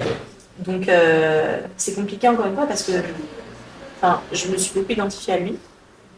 Parce que moi-même, j'avais été très déçue dans des études auxquelles j'avais rêvé pendant très longtemps. Alors, la Sorbonne, j'en rêvais depuis que j'avais 13 ans. Et quand on débarque et qu'on a idéalisé complètement quelque chose, en fait, on se rend compte qu'on ne veut pas en faire son métier, c'est compliqué. On est un peu paumé. Donc, il a été à la mission locale. Je ne sais pas quel genre de questions ils lui ont posé en vérité. Mais il s'avérait que ce qui ressortait, c'est qu'il voulait parler aux gens et qu'il aimait beaucoup lire. Donc, je travaille beaucoup avec eux, avec la mission locale de Taverny. On fait plein de partenariats. Et donc, il est venu en stage d'1 mois. Et à la base, il pensait faire plusieurs stages à des endroits différents pour découvrir ce qu'il voulait faire. Et il s'avérait qu'assez rapidement, il aimait beaucoup travailler ici et surtout qu'il était doué. Avec donc, mon collègue, on était à 2, ça matchait bien, mais à 3, ça matchait encore mieux. Parce qu'on s'entendait bien tous les 3. Je pense que c'est aussi humainement qu'il faut que ça colle et après, le métier, on peut l'apprendre. Mais si déjà de base, on ne s'entend pas tous ensemble, ça peut être très compliqué parce qu'encore une fois, on passe 8 heures par jour à son travail. Je vois plus mon collègue que mon mari. Donc, si on ne s'entend pas avec ses collègues, évidemment, ça peut avoir une incidence et ça peut être compliqué, quoi. Et donc, ouais, ça marchait bien tous les deux et ça me montrait hyper sérieux. Et pour moi, c'est la plus belle qualité du monde. Et donc, je lui ai proposé, je lui ai demandé si ça m'intéressait de reprendre les études et de faire l'école de la librairie. Donc, il a réfléchi, il m'a dit oui. Il a fait le concours qui est en 3 parties. Donc, c'est un concours assez difficile. Il y a vraiment beaucoup de personnes qui font le concours. Je crois que c'est à peine 10% qui sont pris. Donc, voilà, il a réussi au dernier. Il commence en septembre ici. Et j'ai hâte. Et en fait, je pense qu'il va surtout m'apprendre beaucoup de choses. Parce qu'il sera formé à un métier auquel j'ai jamais été formée. Est-ce que tu aurais une journée type ou si une journée type c'est trop court, une semaine type dans ta vie de libraire? Alors tous les jours se ressemblent quasiment, sauf le samedi, qui est vraiment un jour à part.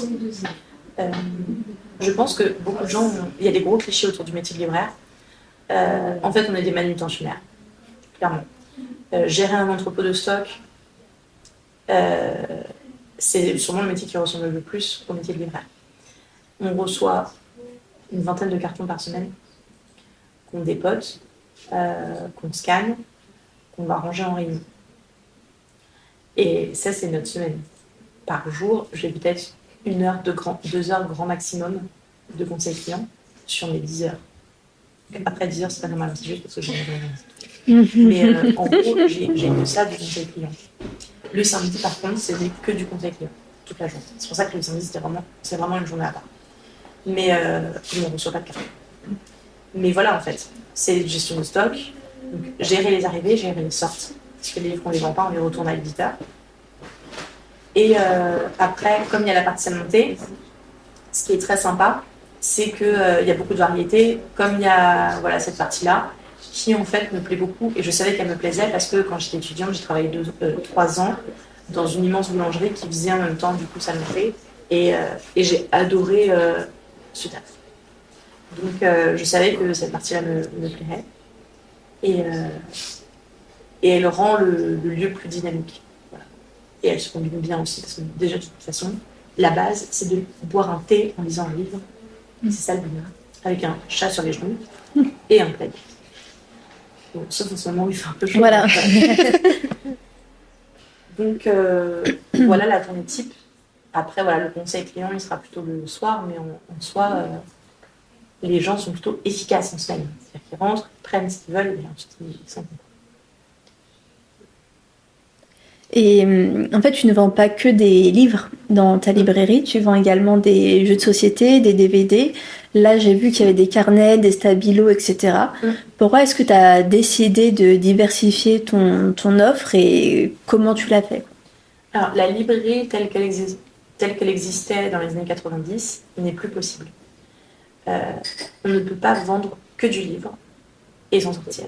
Sauf si on est un spé BD manga, c'est-à-dire si on ne vend que du manga ou de la BD, où là, encore une fois, la marge est plus intéressante et où c'est le secteur porteur.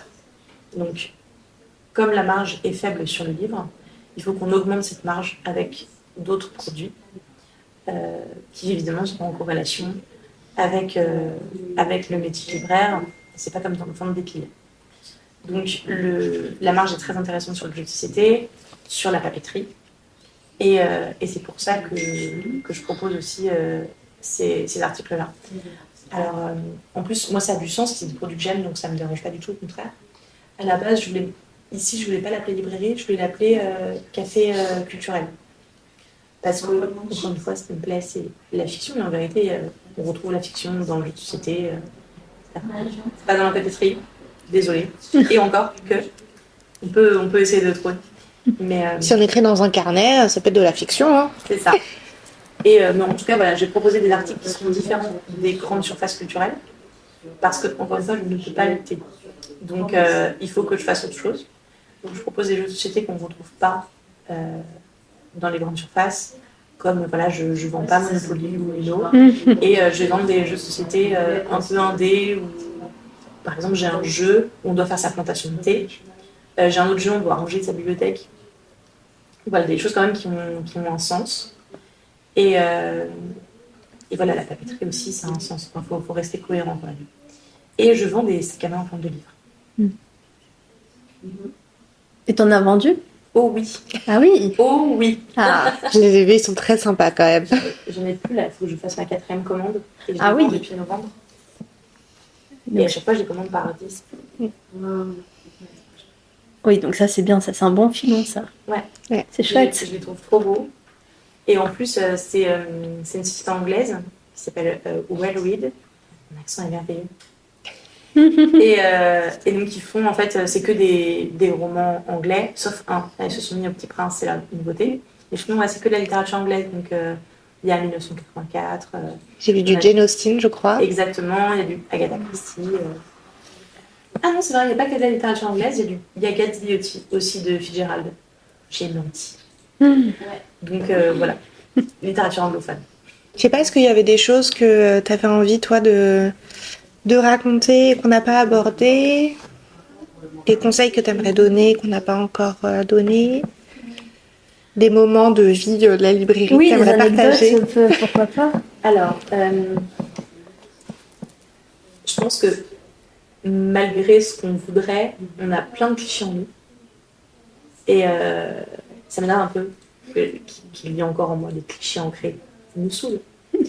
Mais il y a plein de clichés du coup qui ont vraiment été balayés avec la librairie. Par exemple, il y a alors je sais pas si c'est à Taverny ou si c'est en général, mais il y a un vrai truc de femmes d'âge mûr, fans de SF. Il y a un gros filon. Elles ont une connaissance gigantesques du genre. Elles sont quelques-unes. Et ouais, il y a des femmes de plus de 60 ans qui lisent de la SF. Et ben, il y en a pas mal. Et, et vraiment, c'est des puissants de science sur le sujet. C'est impressionnant. Donc il y a ça. Après, j'ai appris des choses sur moi-même. J'ai des goûts d'homme de 45 ans. Il y a 3 mecs dans la librairie avec qui je parle litté et on a exactement les mêmes références, les mêmes goûts. C'est un peu flippant. Je suis un homme de 45 ans en vérité. Et à chaque fois, mais je pourrais parler des heures avec ces messieurs. Et on a exactement les mêmes appétences littéraires. Donc ça, c'est un peu effrayant. C'est drôle aussi, ça. La jeunesse, j'ai beaucoup d'espoir avec la jeunesse actuelle, vraiment. Elle est trop chouette. Alors, la jeunesse qui va en librairie, le reste, je suis désolée, je ne vous fréquente pas. Mais la jeunesse qui va en librairie, j'ai entendu des trucs vraiment trop chouettes et mignons. J'ai un petit groupe que j'aime d'amour de lycéens qui avaient révisé l'année dernière leur bac dans la partie santé. Ils collent les tables et ils étaient tous ensemble à réviser. En plus, je venais d'ouvrir, donc c'était assez nouveau pour moi. Et ils reviennent aujourd'hui, maintenant qu'ils sont à la fac, ils reviennent tous les week-ends me voir. Et en fait, j'aurais adoré côtoyer des mecs comme ça quand j'étais ado. Parce qu'ils ont une façon de parler des filles qui est tellement respectueuse. C'est juste trop mignon. Par exemple, à un moment donné, il parlait d'une fille qui plaisait à Alain. Il disait oui, mais elle est géniale. En plus, elle a beaucoup d'humour. Et au niveau de la personnalité, vous êtes bien raccord. Enfin, c'est juste trop cool. Vraiment. Moi, ça me donne plein d'espoir. Et pareil sur les goûts de lecture, en vérité. Des mecs jeunes qui font physiquement selon les clichés virils vont en fait adorer la romance et en fait lire de tout, pas se fermer dans des carcans. Tout à l'heure on parlait de Berserk, ils vont lire Berserk mais ils vont aussi lire Blue Flag par exemple et le conseiller sans vergogne à leurs potes qui ne vont pas le juger et en fait on est dans des clichés où on croit que ça c'est pas possible. Et en fait, si. Donc là, on ne mérite pas notre jeunesse. C'est beau, ça. Voilà. Ce serait beau. Et, les enfants ici sont trop cool. Il y a un petit garçon de 8 ans qui s'appelle Géraud, le fils d'ailleurs de Maëva qui fait partie de notre club lecture. C'est mon chouchou de tous les chouchous de la librairie. C'est un enfant qui a une personnalité à 8 ans assez extraordinaire. Et il fait des dessins c'est les seuls dessins que j'accroche, c'est de lui d'ailleurs.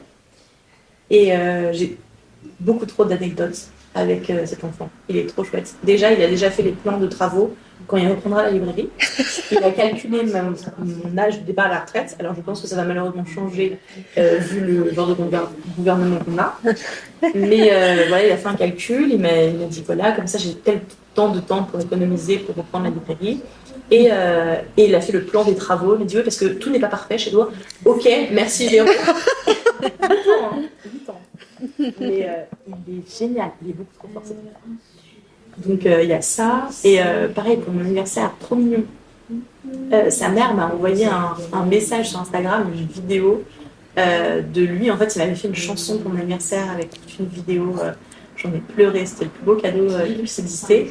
Et le lendemain de mon anniversaire, du coup, le lundi, il est venu avec un énorme dessin avec marqué Joyeux anniversaire. Il allait passer toute sa journée à le faire, c'était beaucoup trop mignon.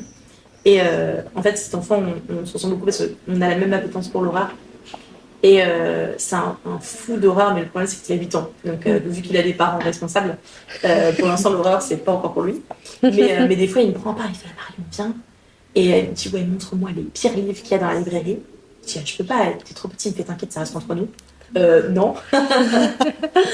Mais il est trop fort. Il est beaucoup trop fort. Et il est intense comme garçon. Une fois, j'ai reçu un message de sa mère à 22h, un vocal, où en fait, il disait oui, maman a été hyper méchante parce qu'elle est venue à la librairie sans moi aujourd'hui. Donc, vu qu'à cause d'elle, j'ai pas pu te dire bonjour, je te dis bonne nuit parce que tu vois, maman, elle est comme ça. Et derrière, j'entends genre, tu te calmes. Et il fait donc bonne nuit, Marion. Et voilà, il est vraiment intense cet enfant. Et moi, ça me fait trop rire. Et en fait, je vais vers la librairie pour des trucs comme ça. Vraiment. il y a des enfants qui ont des personnalités exacerbées. Il y en a un, il a 10 ans, et on dirait un adulte miniature. C'est-à-dire qu'il a une façon de parler, il parle beaucoup mieux que moi. Et par exemple, on me donnait à regarder les mangas, et je lui demande s'il a besoin d'aide. Il dit non, j'aime bien flâner. Déjà, rien que flâner. Et ouais, c'est clair. Et je dis, bon, bah, je t'embête pas, il fait, mais tu ne m'embêtes jamais, Marion. Voilà, c'est juste beaucoup trop mignon. Et quand je lui ai raconté ça à sa mère, il fait, mais en même temps, c'est vrai. Et voilà, il n'avait pas conscience de sa mignonnerie. Mais une fois, il y avait un enfant terrifiant qui, à 3 ans, n'était déjà plus un enfant. Donc là, le syndrome de Peter Pan, je ne lui connais pas. Et où en fait, il voulait des nouvelles histoires. Et donc ça surprend toujours les parents, parce que quand les parents demandent des nouvelles histoires pour leurs enfants, bah, je m'adresse aux enfants en vérité. Et à chaque fois, les parents sont un peu surpris, mais en même temps, voilà. Et donc, je demande à cet enfant de 3 ans qu'est-ce qui l'intéresse. Et il me dit qu'avant, il aimait les dragons, mais que maintenant, il voulait faire des rêves réalistes pour son avenir et qu'il préférait les chevaux. Ok. 3 ans. Il y en a qui sont quand même vachement plus avancés que d'autres. Et non, ils sont forts. Ils sont forts. Pendant les travaux, on avait ouvert la porte de la librairie parce que ça puait l'acétone. Et il y a un enfant qui est passé, il donnait la main de son père, et à un moment donné, il s'est arrêté. Et il me fait un signe de la main en mode viens vers moi, toi. Donc j'arrive et tout, il me fait c'est quoi ici bientôt, madame? Déjà. Et je lui dis bah, ça va être une librairie. Et là, il réfléchit, il fait je veux bien. Ok, merci. La validation de l'enfant. T'as eu l'approbation.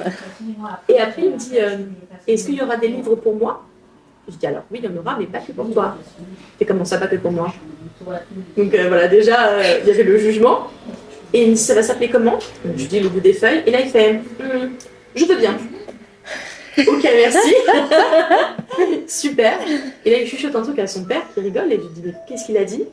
Et donc, il me dit bah, en fait, il vous aime bien. Ok. Ouais, j'étais totalement validée par cet être miniature. Et c'était trop marrant. Il y a des gens que je suis comme ça depuis longtemps sur les réseaux sociaux et j'avoue quand leur livre sort, je fais hey, salut, tu veux venir? Je pense par exemple sur Twitter, elle a énormément d'abonnés sur Twitter, c'est impressionnant, à Capucine Delattre, qui vient en octobre en dédicace pour son prochain roman qui sort fin août. Et donc des fois, ouais, ça marche. On se dit ouais, ok, ils ont 100 000 abonnés, on peut pas venir et en fait, ils sont hyper bienveillants. Elle vient le 7. En fait, je viens juste d'avoir l'éditrice au téléphone. Et donc, je ne savais pas encore la date. Et l'éditrice vient de me la donner. Donc, Génial. Trop bien. Voilà. Mais non, il n'y a pas de... Il y a pas du tout de secret sur les dédicaces. Enfin, une fois que la dédicace est actée, il n'y a pas de souci. En septembre, on a plein d'auteurs qui viennent sans dédicace. Là, on est blindés pour septembre et octobre. Mais voilà. Et puis, pas de dédicace en décembre parce que c'est une catastrophe. Puis des fois, même janvier prochain, en fait, j'ai des dates. Ah oui, voilà. super. Genre, par exemple, Lorraine Safro, qui fait aussi de la BD et du roman.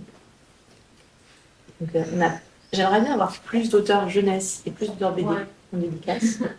Mais c'est vrai que c'est compliqué parce que on n'a pas forcément l'information d'où ils habitent, des fois on n'ose pas. Et par exemple, la BD la Ride, qui est sortie il n'y a pas longtemps et qui est déjà en rupture de stock tellement elle marche chez Delcourt, Dargo, je sais plus. En fait, l'illustrateur habite à 3 km de la librairie. Donc voilà, mais ça, si on ne sait pas, en fait, on n'y pense pas. Il y a plein de BD que j'ai adorées et j'ai pas l'audace d'aller demander à l'auteur parce qu'on est déjà blindé, etc. Et en vérité, là-dessus, c'est pas mal. Mais on ne se doute pas de qui habite dans le coin ou pas, quoi. Puis on ne se doute pas non plus que, en fait, ils n'ont pas de demande de dédicace parce que personne n'ose en vérité et qu'ils sont hyper open pour en faire et que même si l'auteur habite en Bourgogne, il est à fond pour venir. La plupart du temps, les dédicaces, elles se font. En fait, je fais un truc, je crois qu'il n'y en a pas beaucoup qui le font, mais quand je comprends qu'un livre a une histoire derrière dans la fabrication, ou même que le livre me rend curieuse, j'appelle l'éditeur et je pose des questions. Et enfin, à un moment donné, quand on parle une demi-heure d'un bouquin avec l'éditeur, après, ils font dédicace. Donc c'est comme ça que ma BD préférée, Les Déserteurs, du coup, de Christopher Ettinger. J'ai appelé l'éditeur et il m'a parlé pendant hyper longtemps. Et en fait, c'était son meilleur pote. Et ils sont venus avec le préfacier aussi, qui en plus a eu un prix à Angoulême en janvier. Donc voilà, on a eu beaucoup d'auteurs qui ont eu des prix et on les a invités avant qu'ils aient eu les prix. On n'aurait jamais pu après. Et du coup, je sais pas si c'est la chance ou le méfin, j'en sais rien, mais en tout cas, voilà, par exemple, hier, Gilles Marchand, qui en ce moment croule sous les prix, est venu. Il a eu le prix 2023 des libraires. On n'aurait jamais pu l'avoir maintenant si on avait fait la demande le lendemain du prix. C'est pas possible. Ouais, voilà. Du coup, il faut anticiper des fois sur un coup de cœur et tenter sa chance, quoi. Exactement. Et il faut avoir un peu de culot, quoi. Par exemple, pour Galmister, je tenais vraiment à travailler avec eux, donc bien avant l'ouverture de la librairie. Je les avais déjà eus au téléphone.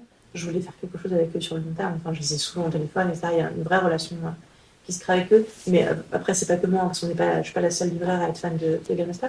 Mais donc j'avais demandé à ce qu'il y ait Pierre Jojo Lexi. Et en fait, en septembre dernier, il avait annulé toutes ses dates pour raisons perso. Et donc j'étais un peu... parce que j'avais parlé de l'événement, etc. Il était attendu. Il me dit, bah, écoute, le prochain auteur que tu demandes, tu l'as. C'est pas tombé dans l'oreille d'un sourd. Et donc, quand j'ai vu que le prochain roman de Peter Farris sortait, j'étais avec et donc on a eu Peter Farris ici. Vous avez pas envie de chouette. Vraiment. C'est quelqu'un d'hyper humain. C'est marrant qu'on parlait des clichés tout à l'heure. Et physiquement, lui, c'est l'américain cliché. Au début, quand il parle, il est en cliché pur. Et en fait, on gratte un peu et personne n'est à mettre dans une case, en fait. Donc, il a des tatouages de partout, la casquette de baseball, l'accent américain. Il commence à nous parler de chasse, qui va au stand de tir. Et en fait, quand on l'écoute parler, il va au stand de tir parce que pour lui, c'est se responsabiliser dans l'utilisation d'une arme parce que c'est dangereux. Donc, derrière, il y a un vrai truc. On se rend compte qu'il est militant anti-Trump. On se rend compte qu'en ce moment, il lit que de la poésie scandinave. Et donc voilà, personne n'est à mettre dans une case. On parlait du magnifique Peter Farris. C'est ça. Il y a en parlant d'anecdotes, il y a une lectrice qui lui a dit vous êtes quand même vachement sexy pour un loup solitaire. Et du coup, maintenant, l'éditeur l'appelle tout le temps le loup solitaire. Waouh. Oh là là. Alors, c'était pas ici, hein. C'est une anecdote que l'éditeur nous a racontée, mais je crois que c'était dans une médiathèque. Et je pense qu'il est devenu cramoisi vu la timidité du gars, mais... Et lui, pour le coup, au moindre compliment, il devenait rouge vif et il mettait sa casquette comme ça et c'était encore plus mignon. Enfin, les meufs, c'était ridicule. Vraiment, on était ridicules. Ça fait des bons souvenirs et des anecdotes au top. Ouais, c'est ça. Puis mon mari, en fait, quand il a vu le mec arriver, il a fait « j'aurais pas dû venir ». Parce qu'il me connaît par cœur. Donc, il a vu le mec débarquer, il a fait « ok, de toute façon, je sais que tu vas être insupportable toute la soirée. » Salut. Salut. Salut. Et ça a été le cas. À chaque fois, il me regardait, il savait, le pauvre, il savait. Et t'en as pas voulu? Bah non. Bah c'est bien ça. Ah bah quand même, enfin... Bah non mais c'est bien. Ah oui, oui. C'est bien. C'est bien, c'est bien. Ah non, enfin, à un moment donné, on n'est pas... Je trouve que c'est se mentir à soi-même, en fait. Enfin, je sais qu'il regarde des filles dans la rue de la même façon que moi je regarde des mecs dans la rue. Bah oui. Mais ce serait se mentir que de croire que personne ne le fait. Oui. Mais oui, les mecs sains, ça existe, il y en a. C'est bien ça. C'est vrai. C'est ça. J'ai une pote qui m'avait dit, enfin une cliente de mon pote, et elle m'a dit oui, c'est ma sœur qui demande comment on trouve un mec bien. Et je lui dis bah mon mec a été élevé par un couple de lesbiennes, et je pense que ça fait que genre ça rend les gens bien. Elle me fait c'est donc ça, il faut que je trouve C'est ça. Alors, un mec élevé par des femmes gays. Voilà, ça rend un homme génial. donc les hommes élevés par des hommes, voilà. On est moins sûr. On est moins sûr du résultat. Sauf si cet homme a été élevé par des lesbiennes. Voilà, c'est... Et pour en revenir à la librairie, quel est le livre que tu as le plus vendu? Alors, en BD, je vais d'abord dire un truc avant, c'est que toutes les semaines, je reçois les meilleures ventes en France. les meilleures ventes de la librairie ici ne correspondent pas du tout aux meilleures ventes en France. Pas du tout. Ça ne veut pas dire que la librairie ne marche pas, la librairie marche très bien. Mais par contre, il y a zéro corrélation. C'est un peu effrayant. Par exemple, Marc Lévy, Guillaume Musso, ici, ça part très très mal. Je pense que c'est parce que les personnes qui achètent Marc Lévy, Guillaume Musso vont plutôt dans les grandes surfaces culturelles ou alors l'achètent quand ils vont faire leurs courses à Auchan, par exemple. Parce que quand on arrive au Auchan à côté de chez nous, le premier truc qu'on voit, c'est les piles de 200 Lévy. Donc voilà, c'est un fait. Après, il y a des auteurs hyper surprenants qu'on va vendre très très très bien. Par exemple, mon roman préféré de 2022, j'en ai vendu des caisses. Mais parce que voilà, on met des coups de cœur, donc les livres qu'on adore, on va les vendre de façon hyper poussée. Par contre, oui, la meilleure vente en BD, elle correspond totalement à la meilleure vente en France, c'est Le Monde sans fin de Jean Covici, qui est un succès assez étonnant parce que c'est une BD sortie en 2021 et elle fait partie des meilleures ventes françaises de 2022.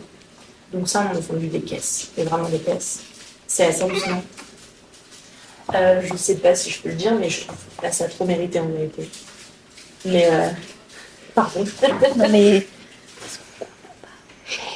On va couper. Donc voilà. Mais après, oui, il y a des... Là, le Fred Vargas, par exemple, j'ai même pas besoin de le conseiller, il part tout seul.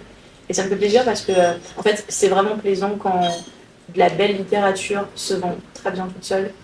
Je pense par exemple à Pierre Lemaitre, Fred Vargas, voilà, ces auteurs-là.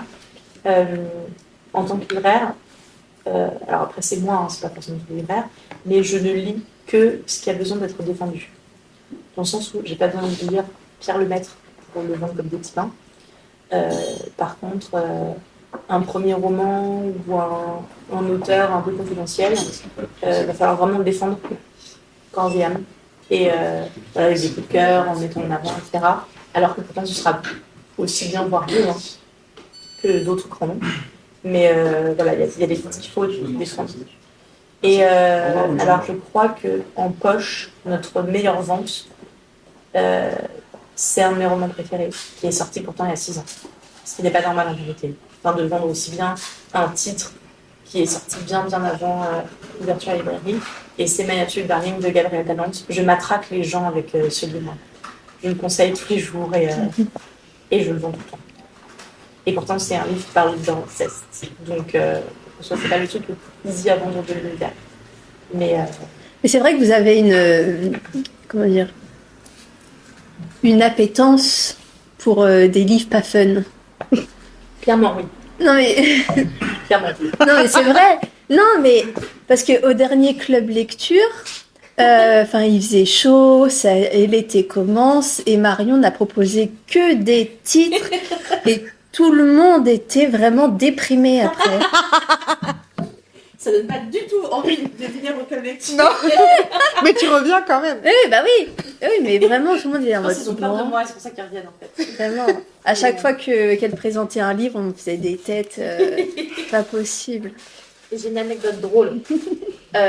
Avec mon collègue, on avait fait une petite réunion pour présenter en fait la rentrée littéraire de janvier. Et une sorte d'événement entre guillemets, où un samedi matin, on avait fait une pile de nos coups de cœur de la rentrée littéraire de janvier qu'on avait présenté. Et il y avait une dame, la pauvre, à chaque présentation, je crois qu'elle se liquéfiait un peu plus, et on voyait l'horreur s'installer un peu plus sur son visage à chaque titre. Et en fait, on avait chacun préparé 8 livres, je crois. Et en fait, à la fin, on me disait, mais j'ai plus jamais envie de lire, en fait. Et elle était pas bien du tout. Et j'ai dit, mais vous voulez qu'on vous présente des petites joyeuses? Bah ouais. Du roman feel good, s'il vous plaît. Pourquoi vous avez pas fait ça dès le début? Et elle n'a pris aucun des titres qu'on lui a présentés. Elle en a pris d'autres. Et c'est une dame qui vient toujours, franchement, quel courage. Mais et en fait, on s'en est pas rendu compte avec nos collègues parce que c'est ce qu'on adore lire. Et on lui a présenté mais que des trucs, et même des trucs un peu fun. En vérité, le thème derrière était hyper dur. Je parlais tout à l'heure de la BD qui parlait d'un lapin qui avait un cancer. Et voilà, c'était le truc le plus fun qu'on lui montrait, quoi. Mais vraiment, on voyait sur son visage la catastrophe. Mais elle faisait une de ses têtes, et vraiment, à chaque livre, c'était de pire en pire, quoi. Mais à la fin, elle était pas bien du tout, hein. Mais c'est des gens formidables qui reviennent quand même. On revient quand même, ouais. Voilà, ils sont un peu maso, mais ils reviennent à chaque fois. C'est non. Je m'excuse au nom pour tous les clients à qui j'ai présenté des horreurs. Ah, autre anecdote hyper drôle. Un de mes romans préférés s'appelle Cadavre exquis. C'est un livre sur le cannibalisme. Et voilà, ça a grosse ambiance. Et en fait, j'ai 2-3 clients. Je sais pas en vérité ce qu'ils aiment bien. Parce qu'à chaque fois, ils me disent donnez-moi un livre que vous avez aimé. Okay. Bon. Et d'ailleurs, Julien, le seul warrior garçon du club lecture, le premier samedi de l'ouverture, il m'a dit ok, montrez-moi un livre que vous avez aimé. Et si je l'aime, je reviendrai. Et donc, il revient tous les samedis. La pression quand même. Un peu, ouais, grosse pression. Et donc, voilà, il est toujours là. Et en fait, en vérité, je ne sais pas. Enfin, il doit aimer la même chose que moi parce qu'à chaque fois, il revient. Et en fait, j'ai même pas à lui faire de pitch. Je lui passe le bouquin et il le prend. Et donc, cette dame fait la même chose. Encore une instit d'ailleurs. Julien est instit. Cette personne, Nathalie, est aussi instit. Et donc, elle m'a dit voilà, de toute façon, un bouquin, je veux un truc qui envoie. Et je lui passe Cadavre exquis. Elle revient la semaine d'après, elle me dit j'ai vomi dans ma bouche. Est-ce que tu as un autre livre dans le genre? Voilà. Et tous les gens à qui j'ai passé Cadavre exquis, il y a eu des réactions assez extrêmes, mais tous ont adoré. Mais en fait, je pense que si j'aime sur le livre, c'est parce que dans l'art, j'aime ressentir des sensations qui vont être extrêmes. Et du coup, le feel good, il n'y a rien de vraiment très extrême. Je crois que c'est pour ça. Voilà. Mais il n'empêche que je peux quand même conseiller facilement. Enfin, si quelqu'un me demande un roman léger, je lui montrerai un roman léger. Voilà. Par exemple, là, à chaud, qu'est-ce que tu nous conseillerais? En ce moment, il y a pas mal de littératures japonaises assez douces, des trucs avec des chats partout. Et on est beaucoup dans la méditation, tout ça. Par exemple, 20 ans avec mon chat, c'est hyper chouette.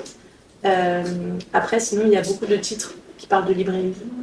Par exemple, il y a le Café du temps suspendu, mais il y a plein de titres comme ça qui parlent de métiers, où on est sur des lieux d'apaisement qui reviennent beaucoup. Et la librairie du temps retrouvé, comme ça, qui sont assez cool. Il y a aussi Jodi Picoult, qui sort des livres. De toute façon, en ce moment, on est beaucoup sur la littérature de plage, donc du roman feel good. Et beaucoup aussi sur le polar, parce que les gens qui lisent peu lisent du polar. Et donc, ils ont le temps de lire que pendant les vacances, donc ça sort pendant les vacances. Voilà, enfin, c'est ma déduction, hein. C'est pas un truc acté. Donc, si le son il est un peu différent que de d'habitude, c'est parce que les micros n'avaient plus de piles. Du coup, on a dû les changer de place. Voilà. Alors du coup, moi, ma petite question, c'était, est-ce que tu as l'impression d'avoir, je sais pas, comme un peu un super pouvoir? Il y a quelqu'un qui vient, qui rentre dans ta librairie, qui vit soit un moment joyeux, un moment triste, qui a besoin d'un livre, et tu lui conseilles, et ça lui fait du bien, ou ça lui permet de, je sais pas, de changer d'état d'esprit et tout. Est-ce que tu as déjà eu ce retour-là? Est-ce que tu le ressens comme ça? Alors, je ne ressens pas du tout comme un super pouvoir, genre vraiment pas. J'ai plutôt l'impression que c'est celui qui m'apporte un truc parce que quand c'est déjà arrivé que quelqu'un vienne dans la librairie, juste passe et me dise j'ai trop aimé le bouquin que vous m'avez conseillé et reparte. Et juste ça me donne du bonheur pour toute la journée. Donc c'est plutôt eux qui ont un super pouvoir. Mais ouais, c'est chouette. Enfin, c'est ce qui rend le métier attrayant en fait. Mais après, oui, moi j'aime bien les challenges. Des fois, il y a des gens qui me demandent ultra spécifiques. Et là, il faut se creuser les méninges. Et ça, c'est cool. Vraiment cool. Alors, des fois, on se plante totalement. Une fois, par exemple, il y a une dame. Je pense que les clients sont vraiment maso, en fait. Il y a une dame trop cool qui était venue pour plein de cadeaux. Donc, en fait, elle m'avait donné plusieurs conseils, etc. Et je sais pas, quelques semaines plus tard, elle est revenue pour refaire d'autres cadeaux. Et en fait, elle m'a dit oui, la dernière fois, vos cadeaux, ils n'ont pas du tout plu. Et je me suis dit, mais pourquoi vous êtes revenue? Elle fait, bah, tout le monde peut se tromper. Et je l'ai trouvée trop mignonne. Et je me suis dit, ok, d'accord, j'étais super nulle. Et en fait, elle revient quand même. Mais après, c'était la première fois qu'on faisait un mauvais retour. Mais il y a très certainement des mauvais retours. C'est juste que les gens ne les disent pas, quoi. J'entends que les bons. Mais là, du coup, c'est drôle parce qu'en plus, elle me disait une fois qu'elle a tout payé, que j'ai fait les baquets et tout. Puis là, elle me dit, oui, la dernière fois, vos cadeaux, ça n'a pas marché. Ok. Et du coup, c'était un nouveau challenge, donc ça t'a plu? Ouais, mais du coup, elle me l'a dit après que le deuxième challenge soit passé, quoi. Aïe. Mais oui, des fois, il y a des challenges un peu particuliers. Puis t'as envie de boycotter certains clients ou pas? Ah, je le fais. Ouais. Je le fais. Mais c'est pas enfin, je pense que c'est pas commerçant, ça ne devrait pas se faire, mais en fait, ça m'est arrivé 2-3 fois de demander à quelqu'un de partir. Parce que le truc du client est roi, pour moi, c'est pas du tout, enfin, c'est un échange, c'est du respect. Si on me respecte pas, je vais pas respecter la personne. Donc, mais ça m'est arrivé une fois de faire sortir quelqu'un et que tout le monde ait applaudi dans la librairie. Donc, c'est que vraiment la personne avait été infecte avec tout le monde. Ok. Mais, Oui. voilà. Et j'ai la malchance d'être à côté du PMU. Donc, quand le PMU jarte quelqu'un, je ne sais pas pourquoi, mais la personne vient chez moi. Donc, voilà. Donc là, à ce moment-là, moi, je demande à la personne de partir. Et c'est dur ou pas pour toi de faire sortir quelqu'un ou pas du tout? Pas du tout. Mais je pense que physiquement, j'ai pas l'air d'avoir du caractère quand on me regarde, parce que j'ai des bouclettes et des robes à fleurs. Mais du coup, certains fournisseurs qui n'en sont plus, qui n'ont jamais été du coup, me manquaient de respect d'office. Et je pense qu'ils ont un peu été surpris de la façon dont ils ont été accueillis, du coup. Mais oui, ça surprend un peu, je pense. Voilà, je suis petite, j'ai 30 ans. Voilà. Et, je pense que ça doit vous arriver à vous aussi tout le temps. Non? Oui. Non. Moi, non, parce que moi, en fait, moi, je regarde mal les gens.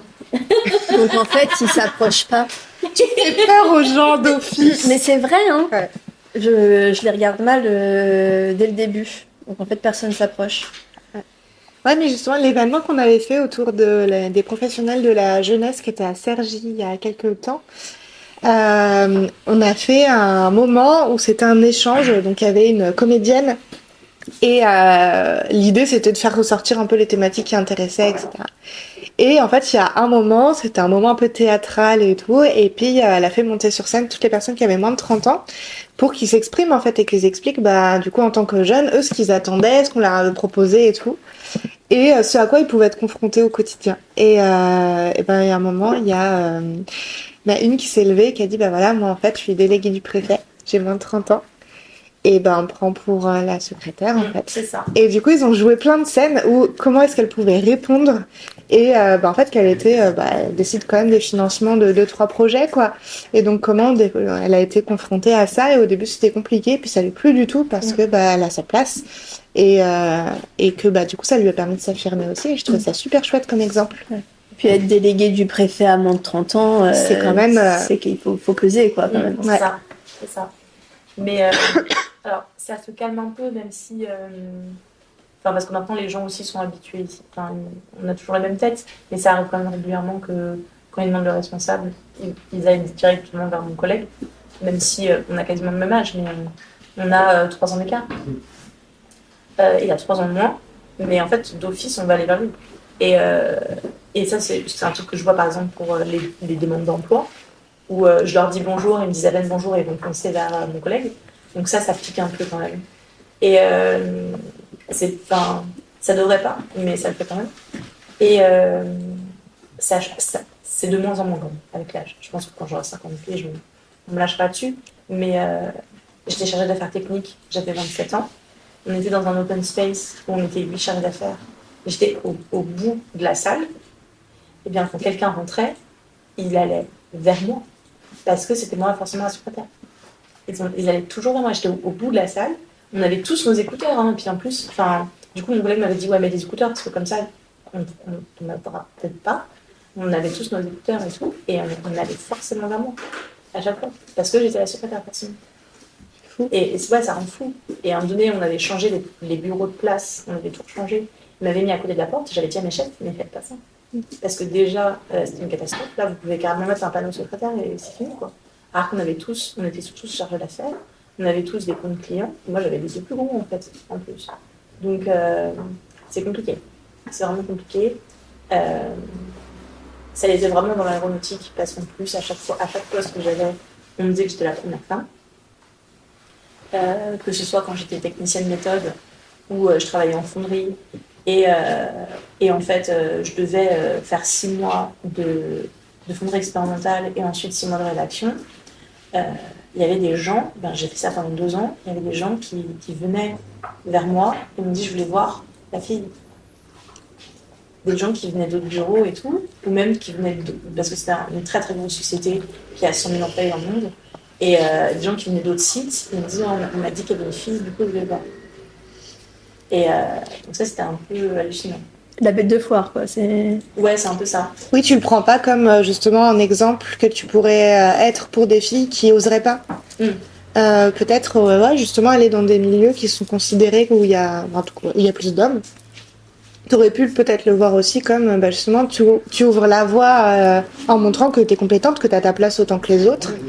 Montrer que c'est possible et que, justement, tu peux ouvrir la voie à d'autres et peut-être de montrer que une fille, elle peut postuler, elle a sa place et c'est pas la secrétaire, en fait. Alors, pour ce poste-là de technicienne méthode, je ne conseillerais à personne. Parce que ça a été très, très, très, très dur. Moi, j'ai changé. Mais ouais, pour celui-là, pour le coup, je ne conseille absolument pas parce que c'est bien comme ça. Mais par contre, là où encore une fois j'ai appris des choses et on a quitté les clichés, c'est que le problème n'a pas été du côté des plus âgés. Les plus âgés, en fait, à partir du moment au début, ils te jugent, mais en fait, ils jugent tout nouveau. Et au bout de 3 mois, si tu as fait tes preuves, zéro problème. Et puis en plus, j'avais l'âge de leur fille. Donc, quand on a montré qu'on avait du caractère et qu'on était à peu près compétent, il n'y avait aucun problème. C'était plutôt au milieu, c'était compliqué parce qu'en plus, on était sur des gens qui étaient incompétents. En fait, il y avait les plus âgés avaient bien plus de connaissances que n'importe quel ingénieur alors que c'était opérateur. Et d'ailleurs, les ingénieurs allaient toujours les voir pour leur donner des conseils. Et il y avait une grosse vague d'embauche auprès de gens qui avaient entre 35 et 45 ans, de gens complètement incompétents. Et là, pour le coup, ils se sont sentis attaqués. C'était assez dur. Mais je ne sais pas si je conseillerais. C'est pas très féministe de dire ça comme ça. Mais je ne sais pas si les gens sont encore prêts. Ouais. Et du coup, là, ça se ressent aussi dans ta sélection, le côté féminisme, mettre les femmes en avant et tout. Tu l'as quand même beaucoup aujourd'hui. Oui. Oui, parce que c'est ce que je... En fait, ici, c'est chez moi, donc je mets en avant ce que j'aime. Et je suis féministe. Après, je ne me retrouve pas dans tous les féminismes. Mais oui, je veux le mettre en avant, que ce soit... alors c'est beaucoup autour de la littérature, parce que l'histoire de la littérature française est assez compliquée, notamment rien qu'avec l'utilisation du mot autrice qui dérange tellement le monde. Et je trouve que ça résume bien, rien que ce mot résume tellement de choses. Un mot quand même qui a été interdit, c'est-à-dire un mot... c'est interdire une profession, c'est dangereux. Et encore aujourd'hui, j'ai des hommes qui critiquent l'utilisation de ce mot. Enfin, pas que des hommes, d'ailleurs, des femmes aussi, parce qu'il y a beaucoup de choses qui sont tellement antiféministes, ça me... Mais par exemple, sur Facebook, je suis une autrice, et j'ai en commentaire, mais bref, c'est pas parlé, c'est marrant quand même. Et là, en fait, c'est juste les bases de la langue française, traducteur, traductrice, instituteur, institutrice, auteur, autrice, je sais pas, c'est juste la base. Mais donc ça a tendance un peu à m'agacer. Et c'est vrai que c'est hyper important ce mot de l'utiliser. Et il y a tellement d'éditeurs qui utilisent auteur avec un E, parce qu'en fait ça s'entend pas, donc quelque chose qui s'entend pas à l'oral, c'est aussi lui détruire en quelque sorte. Et donc voilà, je suis plutôt militante sur l'utilisation de ce mot. Donc on a il y a plein d'autrices qui ont écrit des livres féministes hyper cool. D'ailleurs, dans le rayon féminisme, il y a aussi des auteurs. Je pense par exemple au livre Je ne suis pas viril, que j'ai trouvé très cool, justement sur un homme qui ne se retrouve pas du tout dans les carcans de la virilité. Et pour moi, c'est aussi une forme de féminisme, en fait. Enfin, je sais pas, plutôt de l'antisexisme. Je crois que mon rayon, c'est plutôt l'antisexisme. Donc voilà.